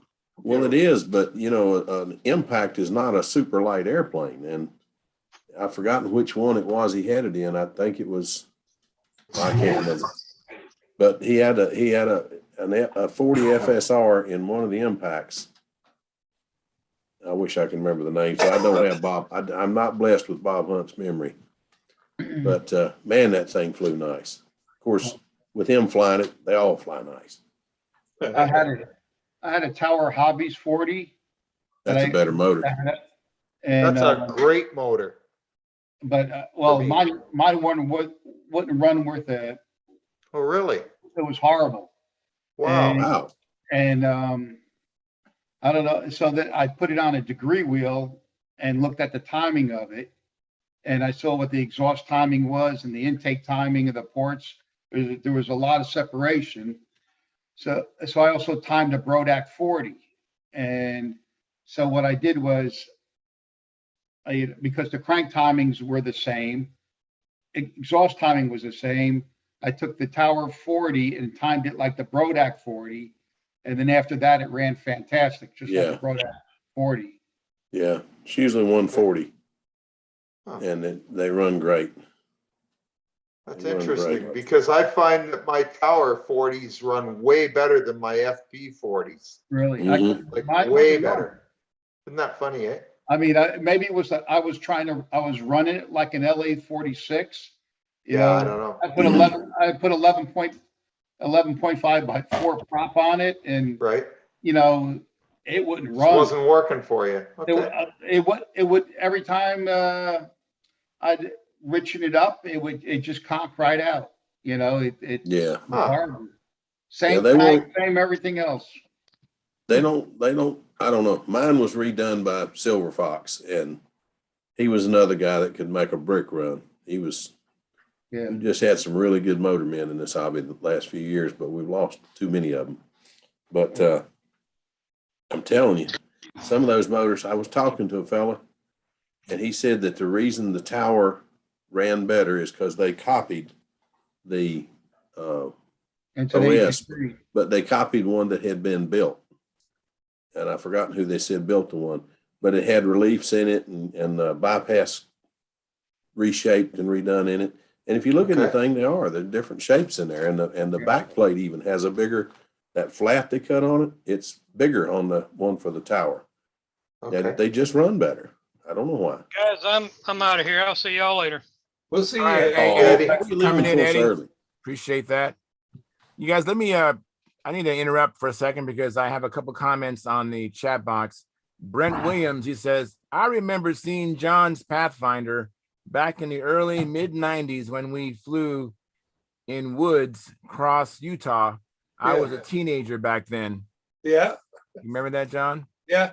And then a new person, his name is, or his handle is SD70ACE fan, then NS. He says, hello. Well, hello. Thank you for coming in. Thank you for watching. Appreciate that. I want to just ask people to consider supporting this programming with either super chats or join the YouTube memberships. You know, I don't expect you guys inside the Zoom. I think you guys are contributing by being here. Without you, it wouldn't be a show. So this is not to put any pressure on you guys.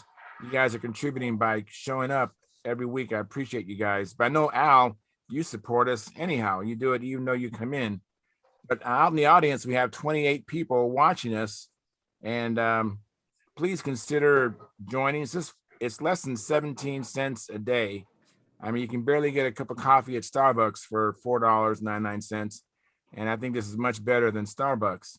And it will help Sparky and myself out. So please do that. And I think that's it. I just wanted to throw it out there. If you're watching this as a replay, hit the join button. You can't do the super chat during a replay. So come back. We do the shows every Monday and Friday from 6:30 to, 6:45 p.m. Pacific Standard Time. Come in sometime after that. Give us a donation, and if you want to come back and watch the show later, that's fine. But you can do the super chat during that time.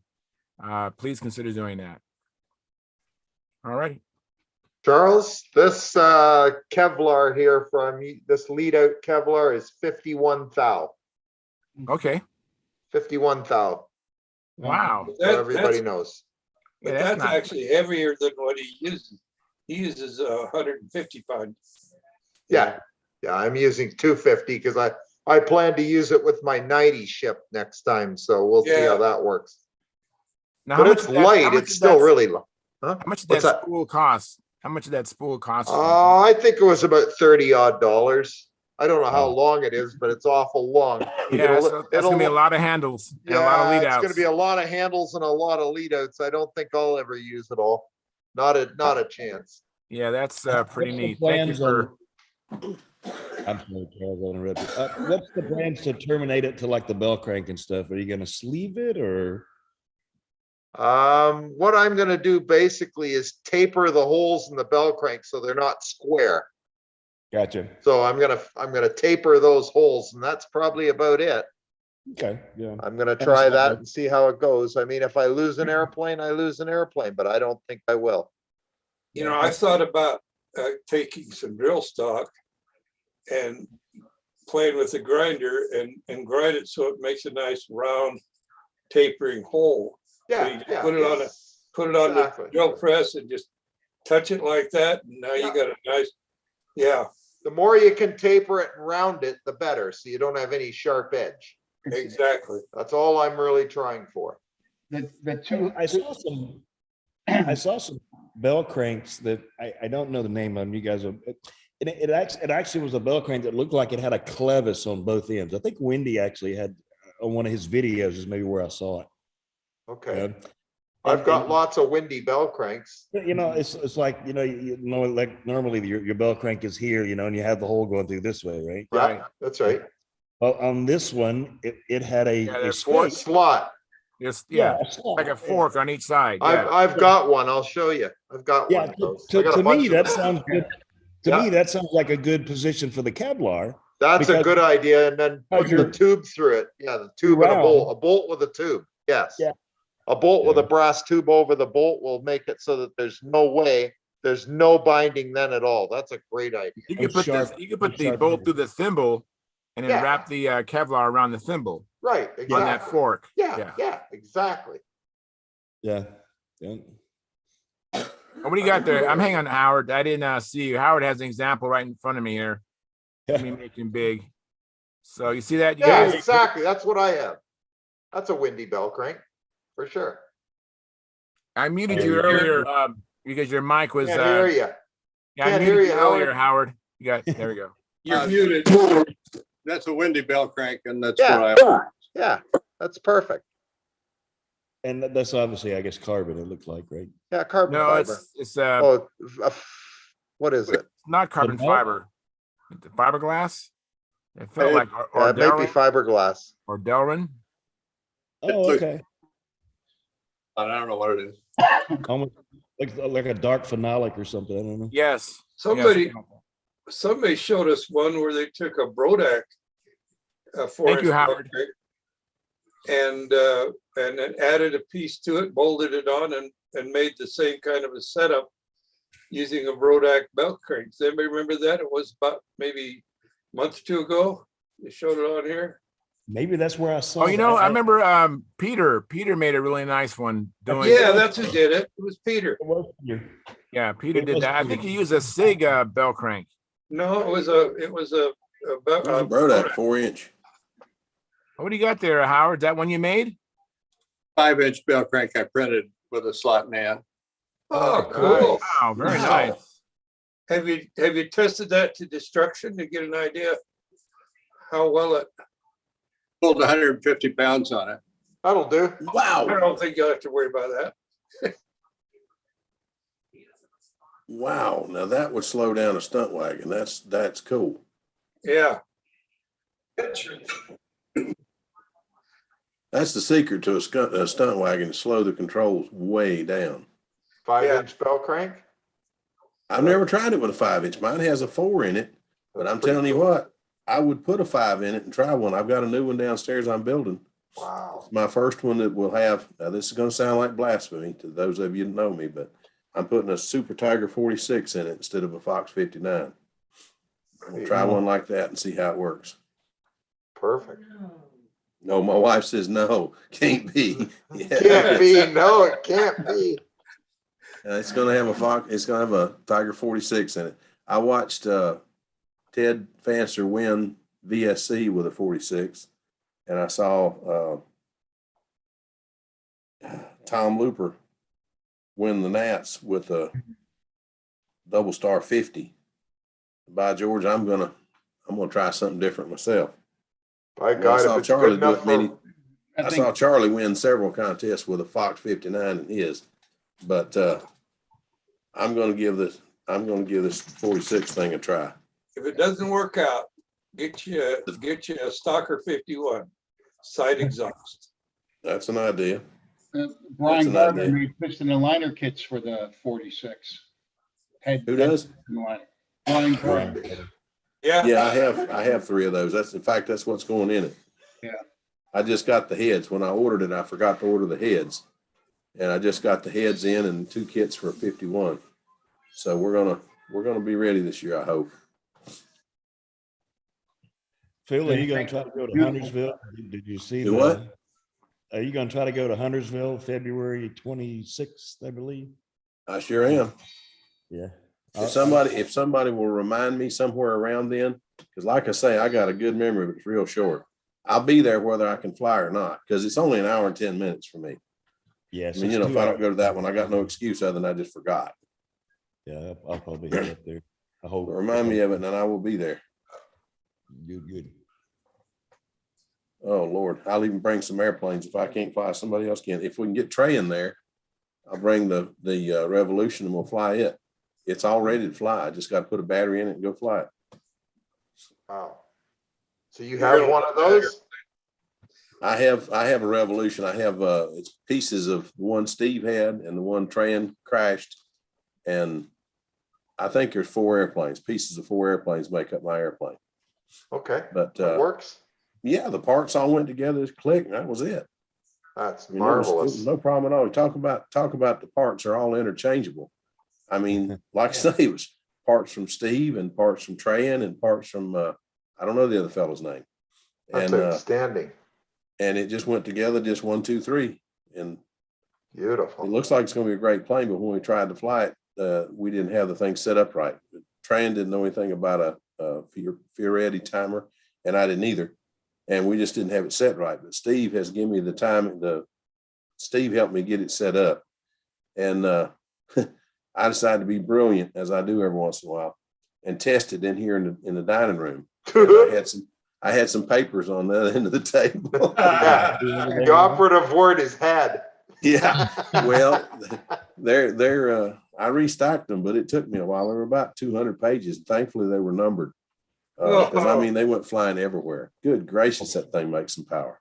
That Joker is one strong motor. You're not alone. It wasn't with a Ferretti timer, but you see all these pictures on the back wall here. Yeah. I had the Vector on the pool table, and I was just going to make sure I had it hooked up. Right. Yeah. Oh Lord. I shouldn't have pointed it at the wall. Let's put it. Yeah. All the pictures are crooked now. I see. Well, I'm gonna tell you, that's one of the things you have to experience it once, but not many of us are dumb enough to try that trick twice. What I'm finding out, the longer in the hobby, it's funny you mentioned pieces, parts, and different airplanes. The longer you're in the hobby and you walk in your shop or your little room, the more pieces, parts of lots of different airplanes you have laying around. Ain't that the truth?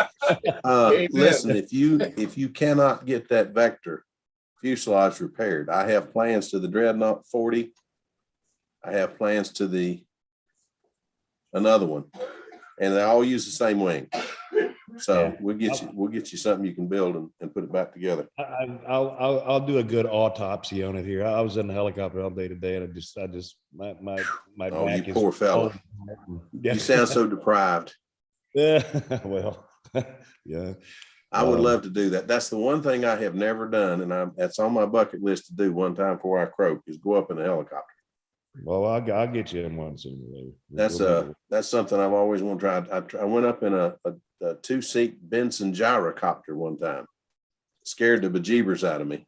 It should have. That was fun. And I've been up in a 2-place Phantom ultralight. In fact, I've been up in the first Phantom ultralight. Of course, I didn't know that when I went up in it. My little brother worked for Phantom, and he was their draftsman.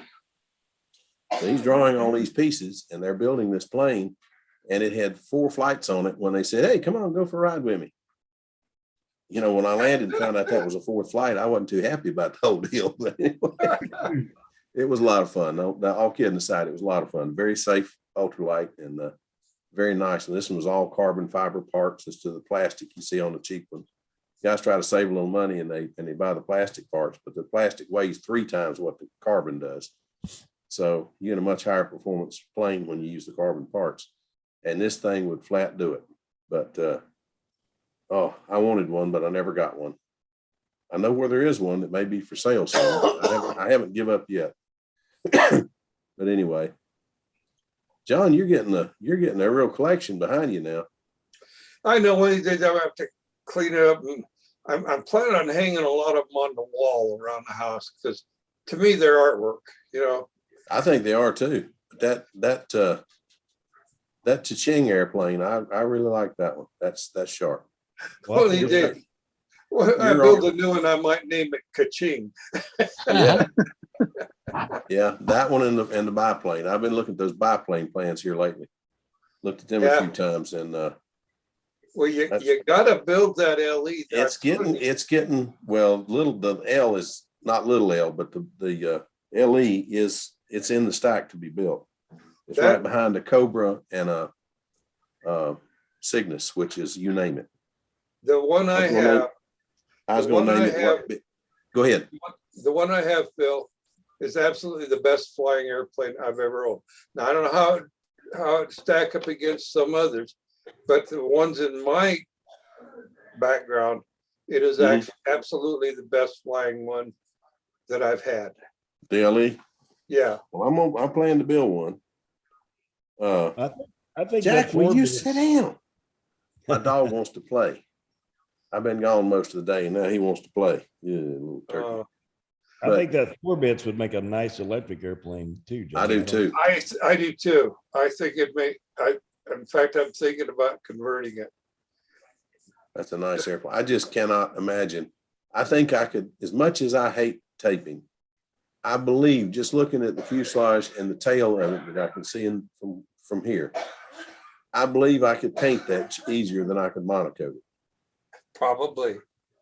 But you couldn't get the see-through where the yellow is or the green. No. Yeah. No, I can get it see-through, but not as see-through. That's what I do with A-line dye. Yeah, that works out well though. You know. Yeah, I like the A-line dye trick, but it doesn't work as good as monocoat. The only thing wrong with monocoat is after 30 years, it gets brittle. If you're brilliant like me, and you decide after 30 years, gee, I've got a high start downstairs. I'd like to go out in the backyard and fly this plane again. I hadn't flown it in 30 years. And you take it out in the backyard and you stretch that high start just a little bit too far, and you go, and the plane goes up, and the first time you pull back on it, you hear a loud pop, and the plane starts losing altitude. Monocoat had burst all the way out. Yeah, that was a bad monocoat does get brittle. It sure does. There are options. I understand that. Is it Aura cover? It's a bit better quality. Yeah, I like Aura cover better. Yeah. Some people call it a Conocoat. It's the same stuff. Is it? Aura cover and Conocoat, same stuff. But I'll tell you that my experience with Aura cover has been very good. Aura cover and Ultra Coat are the same stuff, not Econocoat. Oh, Ultra Coat. Okay. I got a bunch of. Right, make a note. I love Ultra Coat. The hobby shop here has got just boxes of it in the back, and every time I go back, love Ultra Coat. we got something, So. Yeah. Well, You might make him an offer on that. You'll be set for life. All right. Well, I'm telling you, that stuff Hey, works. Denny. I've got an old Viking. I called it a 3 because they came out with a Viking 1 had a flat bottom wing and a 2 had a curved wing, but the 2 was just too darn fast. I didn't like the 2's characteristics around when you slowed it down to come in for a landing. It just wanted to. It was just a bomber. What's the 3? The Brodak one? No. This is a Viking sailplane. Oh, okay. I'm sorry. And when you'd come in to land this thing, you're hunting for that 100-point landing, and this thing wanted to come in like a truck instead of a sailplane. And I hated it. I just didn't like it at all. So I went back. I always, in those days, I took all my planes and I trace all the ribs. So I made another set of ribs, Viking 2 ribs, and I built another rib, another wing, except I sheeted the bottom of the wing, but the top of the wing I put turbolating spars on and left it open. And took it out and flew it, and everybody said, Philip, you've lost your mind. Well, I put my numbers on vinyl, that machine-looking vinyl stuff, bumper sticker material, and put it under the monocoque. AMA on one side, LSF on the other, all the stuff you look through the covering to see. That thing won the state's concours. It won concours at every contest I went to that offered the event. I came home with it. And flew like a dream. It's still, plane's still downstairs, but again, it's 30-year-old monocoque, and it's monocoque. So I'll have to recover it before I fly it again. But Yeah. she's a pretty old bird. It was a pretty bird. Okay. So Phil, I Anyway. missed something, Phil. How did you get the numbers to show through when you covered the If numbers? you use see-through monocoque, Okay, all right. I just suspended the numbers down in the wings, down in between the ribs. okay. And then you could look through the monocoque and see it. Then on the underside, the trick was on the underside, you saw everything backwards. So I put everything that was over here, and just put a flat panel around it. And you saw the same thing by looking up as you did from the top. Because since it was that metallized machine looking vinyl, it showed up a lot better than everything around it through the monocoque. So it turned out real neat. I'll bring it up one night and show it. It's a cool old airplane, red, white, and blue naturally. And in those days, that's pretty much what I flew. And either red, white, and blue or yellow is mostly what I flew back those days. With dark blue bottom of the wing, because a sailplane at 2,000 feet, the bottom of the wing is black. I don't care what color it is. Yeah. It shows up black. So anyway, then I started using that machine metal on the leading edge. So when I'd lose it in the sun, I could turn it, just put it in the turn. And when it flashed a rainbow, you knew which way it was going. Everything worked. Yeah. But anyway, has anybody flown any more stunt this week? I flew today. I actually took out my old Strega, and it's actually flying really nice. It seemed to have turned the corner in the trim. I'm actually heading in the right direction. I'm really, really Good excited. deal. I mean, Good the plane deal. actually, Joe Mata was watching my plane. He told me it doesn't look like it's a heavy airplane the way it's flying now. Beautiful. With an 81, Charles. I mean, come on. Yeah. So How could it possibly be heavy? I mean that. It's got a motor in it. But it's now. not flying like a heavy plane. As I remember before, I used to Right. fly it, and it always seemed like the maneuvers were trying to grow. It was always hard to keep the maneuvers small. But now it's flying in that space. I can make it big or small, but it's not. Good. There's no tension on it trying to get big. If you Cool. guys can catch what I'm saying. Charles, a lot of what that is, you've flown another airplane, that SV11, and had so many problems with it. You back to something you're comfortable with, and you're flying better. Yeah. Well, I've been Keep making flying. some It trims. comes a little bit at a time. I started I got flying the a, Strega back in about 2 weeks ago, and I've been making incremental trim changes, and it's been getting better and better and better. So it's Good just, deal. it's Good really- deal. I'm really excited about it. Danny's Yeah, got some. I've got a kind of a contest story that would have been from last weekend. It was actually not mine. It was my nephew. My nephew Archie lives down in Kentucky now, and he builds indoor rubber scale, indoor rubber models and stuff like that. And so they were all set to, he was going to drive up about an hour north. You're going to go up to Dayton, Ohio. They had a contest going on Sunday. Problem is Saturday night, late Saturday night into Sunday morning, they had a snowstorm come through and they had to cancel the contest.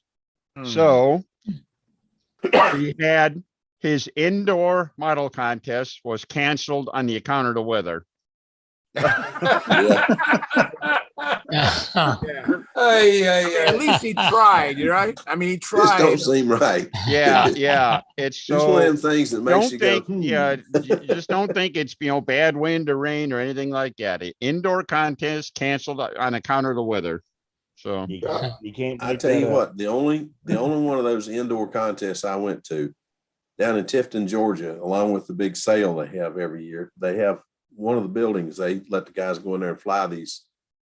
There's nothing to it. Looks like you could blow on this thing and break it. It's got a rubber band on it and a propeller about yay big that spins about that fast. And I'm watching these things fly around the room. And this guy walks out there with this little tiny, what's that racer that got a fuselage like a barrel, GBR1. He goes out there with this little GB and he launches it. And it flies around. It's real cute. I watched it. I really thought it was neat. He landed the thing and took it over there to the side. And I wasn't paying any attention, obviously, because a few minutes later, he come back out and he's going to launch the GB again. He goes and let it go that way. I thought he wound it backwards. It was a whole different airplane. It was made to fly backwards, but it blew my turn. Oh, That thing was so cool. Jack, you're going to pull everything off the floor in a minute, boy. Oh, he's about to make a major. Yeah, you about did it. He's about to make a major mess in here. Oh, I got it. He got into the cords. He's all right. I had to tell you what happened to my little dog today. Uh-oh. Yeah. Took him out for his morning walk and he got attacked by two Siberian Huskies. Oh, Lord. No. I was right there. They weren't afraid of me. I was 10, 15 feet away from him. I went over and I got him away from him before they really broke his neck. Stay out of trouble, I'll give you a treat. So he was scared to death for most of the day, hiding. Yeah. He's laying over here on his little bed right now. Oh, poor thing. Yeah. He's scared. It's pretty traumatic for him. Yeah, you need to cuddle him a little bit. Yeah. But yeah. I have a couple of dogs in the neighborhood that we have leash laws. Yeah. I'm in the county, but we still have leash laws. And we got one family over here that has two big dogs that one of them will aggravate your dog from the face and the other one will come up and attack her from the back. And they got one of my dogs, they did that and chewed her up pretty good. So I went to see the person and you can't prove it. Here it comes. Well, I showed them the pictures and anyway, okay, let's get back to model planes. Nice inverted plate, Charles. First flight in a couple months or weeks. I've been planed, whatever. Thank you. I appreciate us getting back on to model aviation. Okay. Excuse me. Question. When are we going to be able to get some of these 5-inch bell cranks? Where's everybody? Oh, that's right. He printed himself. Shucks. That won't work. Never mind. I bet you if you used to ask him, he might. I might do it when I get another plane ready. I might do it because I'd like to try one of those. Yeah. I'm thinking about building an Ombre, which is the airplane I'll be flying this year, in electric and making it take apart. Mm-hmm. I don't think I'm going to please the designer very much with this idea, but the Ombre is the plane that I started about 5 years ago, and it everything looked good in pieces, but when I started putting it together, I go in there one night and the wing and tail are just perfect. And I come in the next day and the tail's crooked. Oh no. I said, what the heck? So Non-remembering. I went and weighted it and cut it loose and brought it back around. And I finally realized, wait a minute, the fuselage itself in the back has twisted. It didn't just twist this way. It twisted this way and this way. Wow. Oh boy. So what I finally figured out I had done was I mismatched the fuselage sides. So just word to the wise, when you go making your fuselage sides, take a look at the grain, take a look at the density. If you got to put a dent in the darn thing to check it, it's going to be on the inside of the fuselage. Check it, put a dent in the darn thing. But don't build that fuselage and find out you got 6 pound wood on one side and 4 pound on the other, because it's nothing but grief, let me tell you. Sometimes you get a flying banana that way. Yeah. Yeah, I don't like to build bananas. Had a few of those. Mm-hmm. But I've cut the wing out and I cut the tail out and I've sanded them down. They're ready to go back. I'm going to build a new fuselage. The difference is the old one was to be a PA-61. The new one will be electric. Uh-huh. I'm going to upset some locals, but I can't help it. Every time I go to the field with electrics, I upset a few of the guys, but Why are they upset? Well, they're sport flyers and that's all they're interested in doing. Okay. I want to compete. And if you're going to compete, the electric is the way to go, I think. But I'll still compete with IC motors in my old time and classic. But my profile and open planes, most likely going to be electric. Now, I've got 2 profiles that are brand new downstairs, a Bearcat and a Mariah, that are fuel planes, IC planes. But the other new one is, well, it's not even built yet, but it's drawn up, is the Scirocco, and it's all inline and it's electric. So it's going to be an interesting year, I hope. Find out a lot more in the morning. I go to the doctor in the morning to get this nerve induction test, and if everything works out right, I'm going to hope to start flying here in another few weeks as soon as the weather opens up. Right now, everything's iced over. We can't fly anything anyway. That'd be great. Hey, Daryl, I have a question for you, Daryl. I know you showed your plane is working on it. Have you made any progress on your plane, Daryl? All right, you have made some progress. Yes. All Very right. nice. Oh, very good, Cool. Daryl. All right. You will be happy with that airplane. That looks really good. That is a Very great nice. airplane.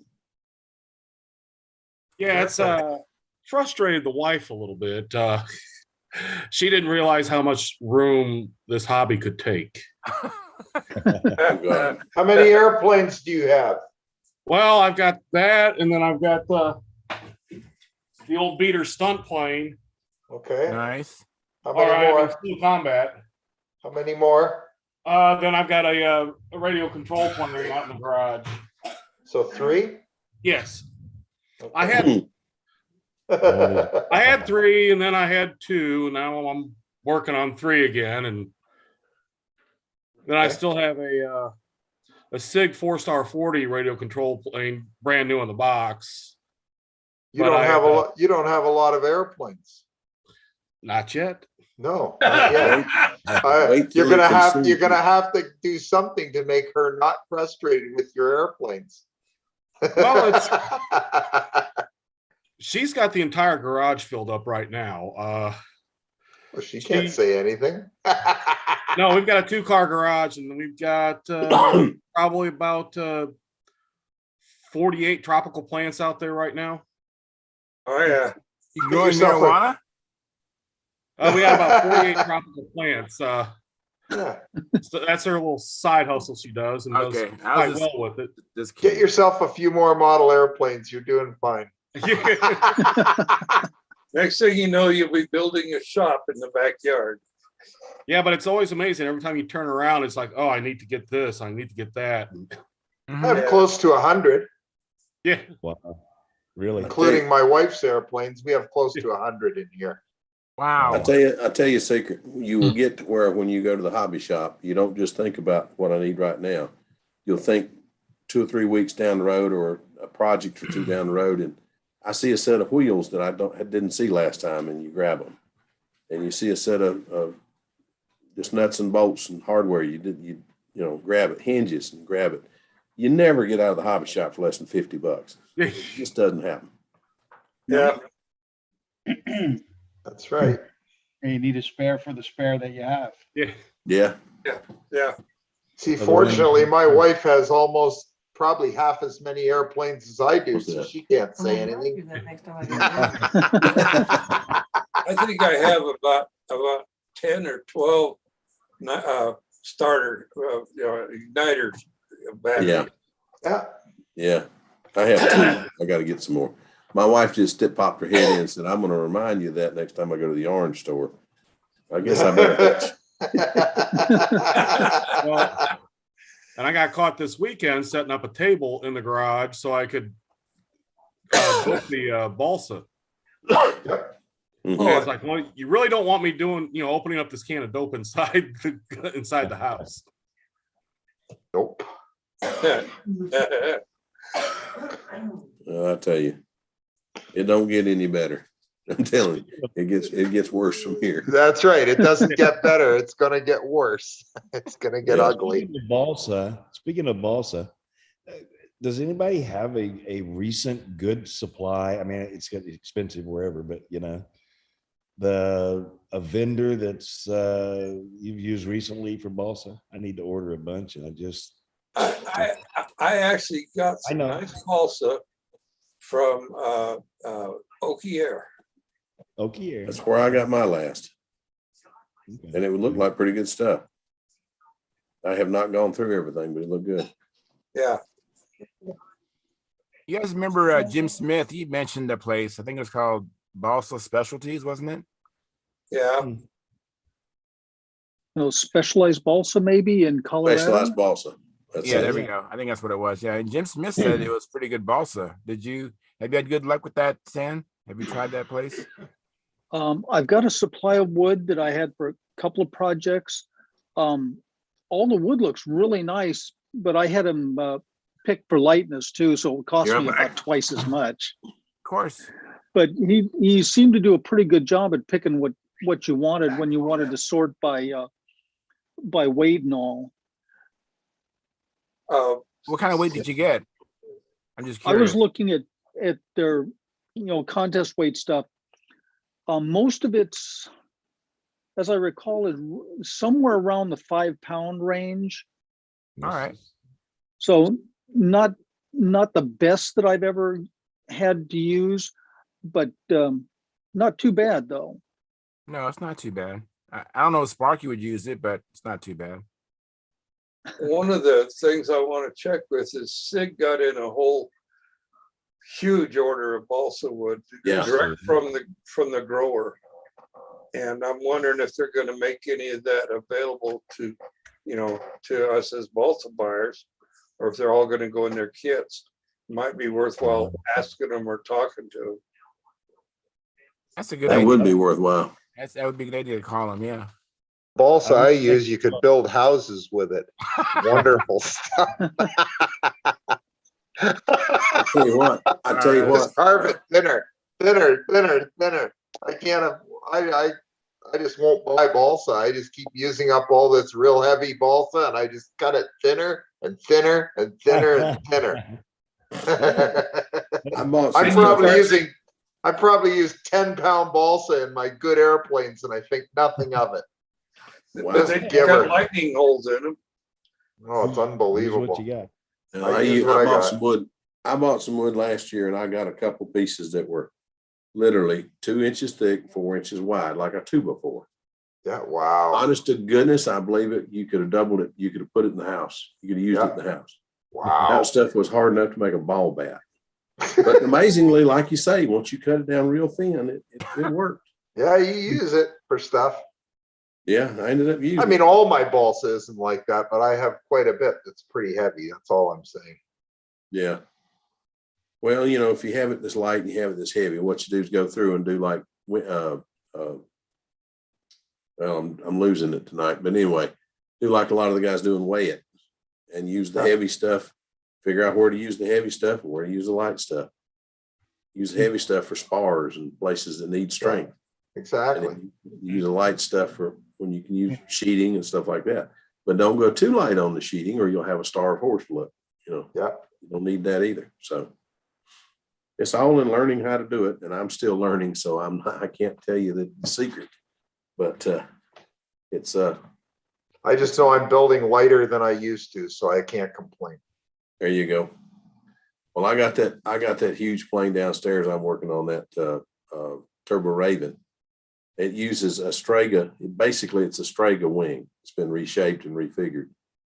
And I'm telling you, it's a huge wing. And that thing, I just knew, because the guys local that fly Stregas, they end up at 75 ounces.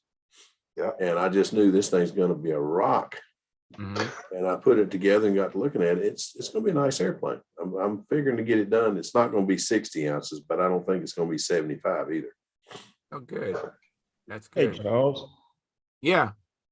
I've heard, you've talked about you're playing Precious Balsa for, I'm just curious, what is that based on? Is it you got a photo of the plans, or just curiosity? Well, I basically have cannibalized a Strega kit and a Strega arc kit. Okay. But I've redesigned and built the fuselage from scratch. And unlike a regular traditional Strega, I'm going to use a pipe. It's going to be I've redesigned the fuselage. I do have a plan of it that I drew. Yeah, but it's I haven't touched it in a while, more than a while actually. But I plan to get back onto it because I still do need to get appearance points, and that's my one of the ways to get appearance points is to build this. I'm going to build the fuselage and take the wing panels out of the arc and lighten them up and then put it together. So it's called Precious Balsa because I like the color scheme of this plane called Precious Metal. And I was thinking, wow, in this Reno Air Racer, Precious Metal. And I thought, wow, I like that name. I'll just make it Precious Balsa. So that's kind of where the name came from. Good name. Yeah. It's not going to be exactly the same color scheme as Precious Metal, but it's similar to it. So it's yeah, I'm excited about it. I haven't done much with it lately, but hope to get back to it.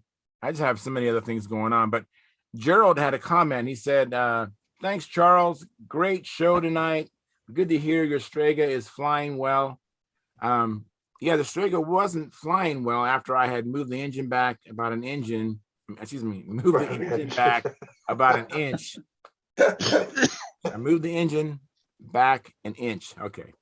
And I was expecting it not needing tail weight, but I had to put tail weight. And I also moved the lead outs.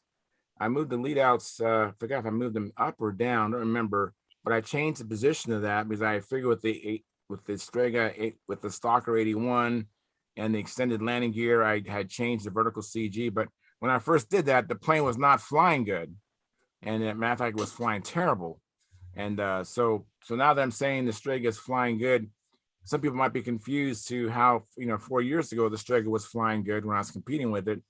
How does the plane not fly good any longer? And how does it lose its trim? It's because I changed and rearranged the plane. It's not the same. But And now, also your expectations are different because you fly better.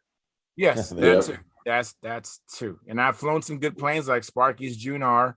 That's and right. I've flown some other planes. That Impact I flew was built by an expert builder, Dave Sabon. And and different planes I've flown, since the Strega has been around. But the Strega is actually flying really nice. I'm really excited about it. Awesome. So you shortened the nose on it, Charles? Yeah, I did. Yeah, when I moved Wow. the engine back, I shortened the nose. And what I did too, The tank by also? shortening the nose, I have a huge nose ring. Nose ring on it. And so I have like a 2 3/4 inch spinner, which Holy ordinarily crap. would be too big for a stunner, but because this is a big plane, it looks great. I mean, it looks nice and it stands out in the flight line because all the other planes have like 2-inch spinners.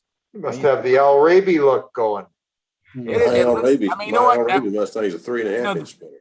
The plane looks terrible because the plane has like 550 flights. That's only barely broken in. It's just the film is lifting, the film is lightened, the sun is bleached some of the monocoat. I mean, it looks terrible. I mean, when I finally get don't it be flying, scared to recover it.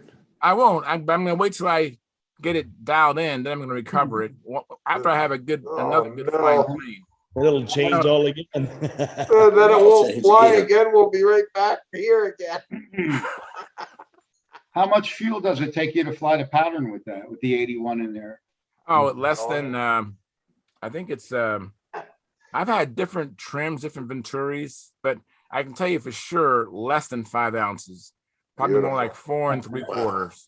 That's I mean, marvelous. I've had with it an as 81. I've had it as small as 3 3/4 ounces. This is when I Jesus this is when I first got the Strega with the stalker.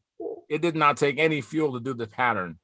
And then I was listening to Wendy Anowski videos, and he was saying how you need to have an ounce of fuel going through it per minute to lubricate the motor. So then I put a bigger Venturi, so it took more fuel and did all kinds of stuff. That plane has been economical engine. It's very hard. economical. It's great. I mean, and not only is it economical as far as the fuel draw, it's also economical because I just use methanol and synthetic. Oh, So no it's nitro. so it's cheap fuel. There's no nitro. Yeah. Because nitro is the most expensive component, I think. Yeah, absolutely. So it's cheaper. It's great. I love it. But thank you, Gerald, for the comment. And hey, you guys, we're at 9:01. And Stan, just to let you know, at around 9ish, I cut the live stream. We continue on, but that's called the after party. And sometimes the after party is better than the live stream. We have some people that come in even during the after party and not during the live stream. So hang on. We're gonna end the live stream and we're gonna transition, but you don't have to stay. So anyways, I want to tell everybody thank you very much for a good show. Like Gerald Wimmer said, we had a really good show tonight. We had as many as I want to tell you, I think at the height of our viewing audience, and this is during a live, we had as many as 29 people in our audience, and then I think we had like 15 or 16 inside here, and we had some activity in the chat, but we did not have any chat revenue. We did not get any new subscribers, not get any new members. So please support this show. I mean, I don't know what's going to take to get. I know that Al and matter of fact, Gerald, we have Craig Biswick. We've had some other people who are always doing it, and I don't want to just lean on just a few guys. I think that there's enough people in the hobby that everyone should pitch in a little bit, and we'd have something going. So please consider, if you watch this as a replay, please consider joining the YouTube channel. You can't do the super chat except for during the live stream. So come back and watch it during the live stream and make a donation, contribution then. And that'd be greatly appreciated. We really, I mean, we can continue to go on, but why keep going on if we're not getting any financial support? I mean, please support this channel. Anyways, that's it. So tonight's Monday. We'll be back Friday. In between now and then, please go out there and have some fun, build some planes, go flying, and come back and tell us all about it on the Friday night show. And without anything else, I'm going to end the live stream. We will see you Friday.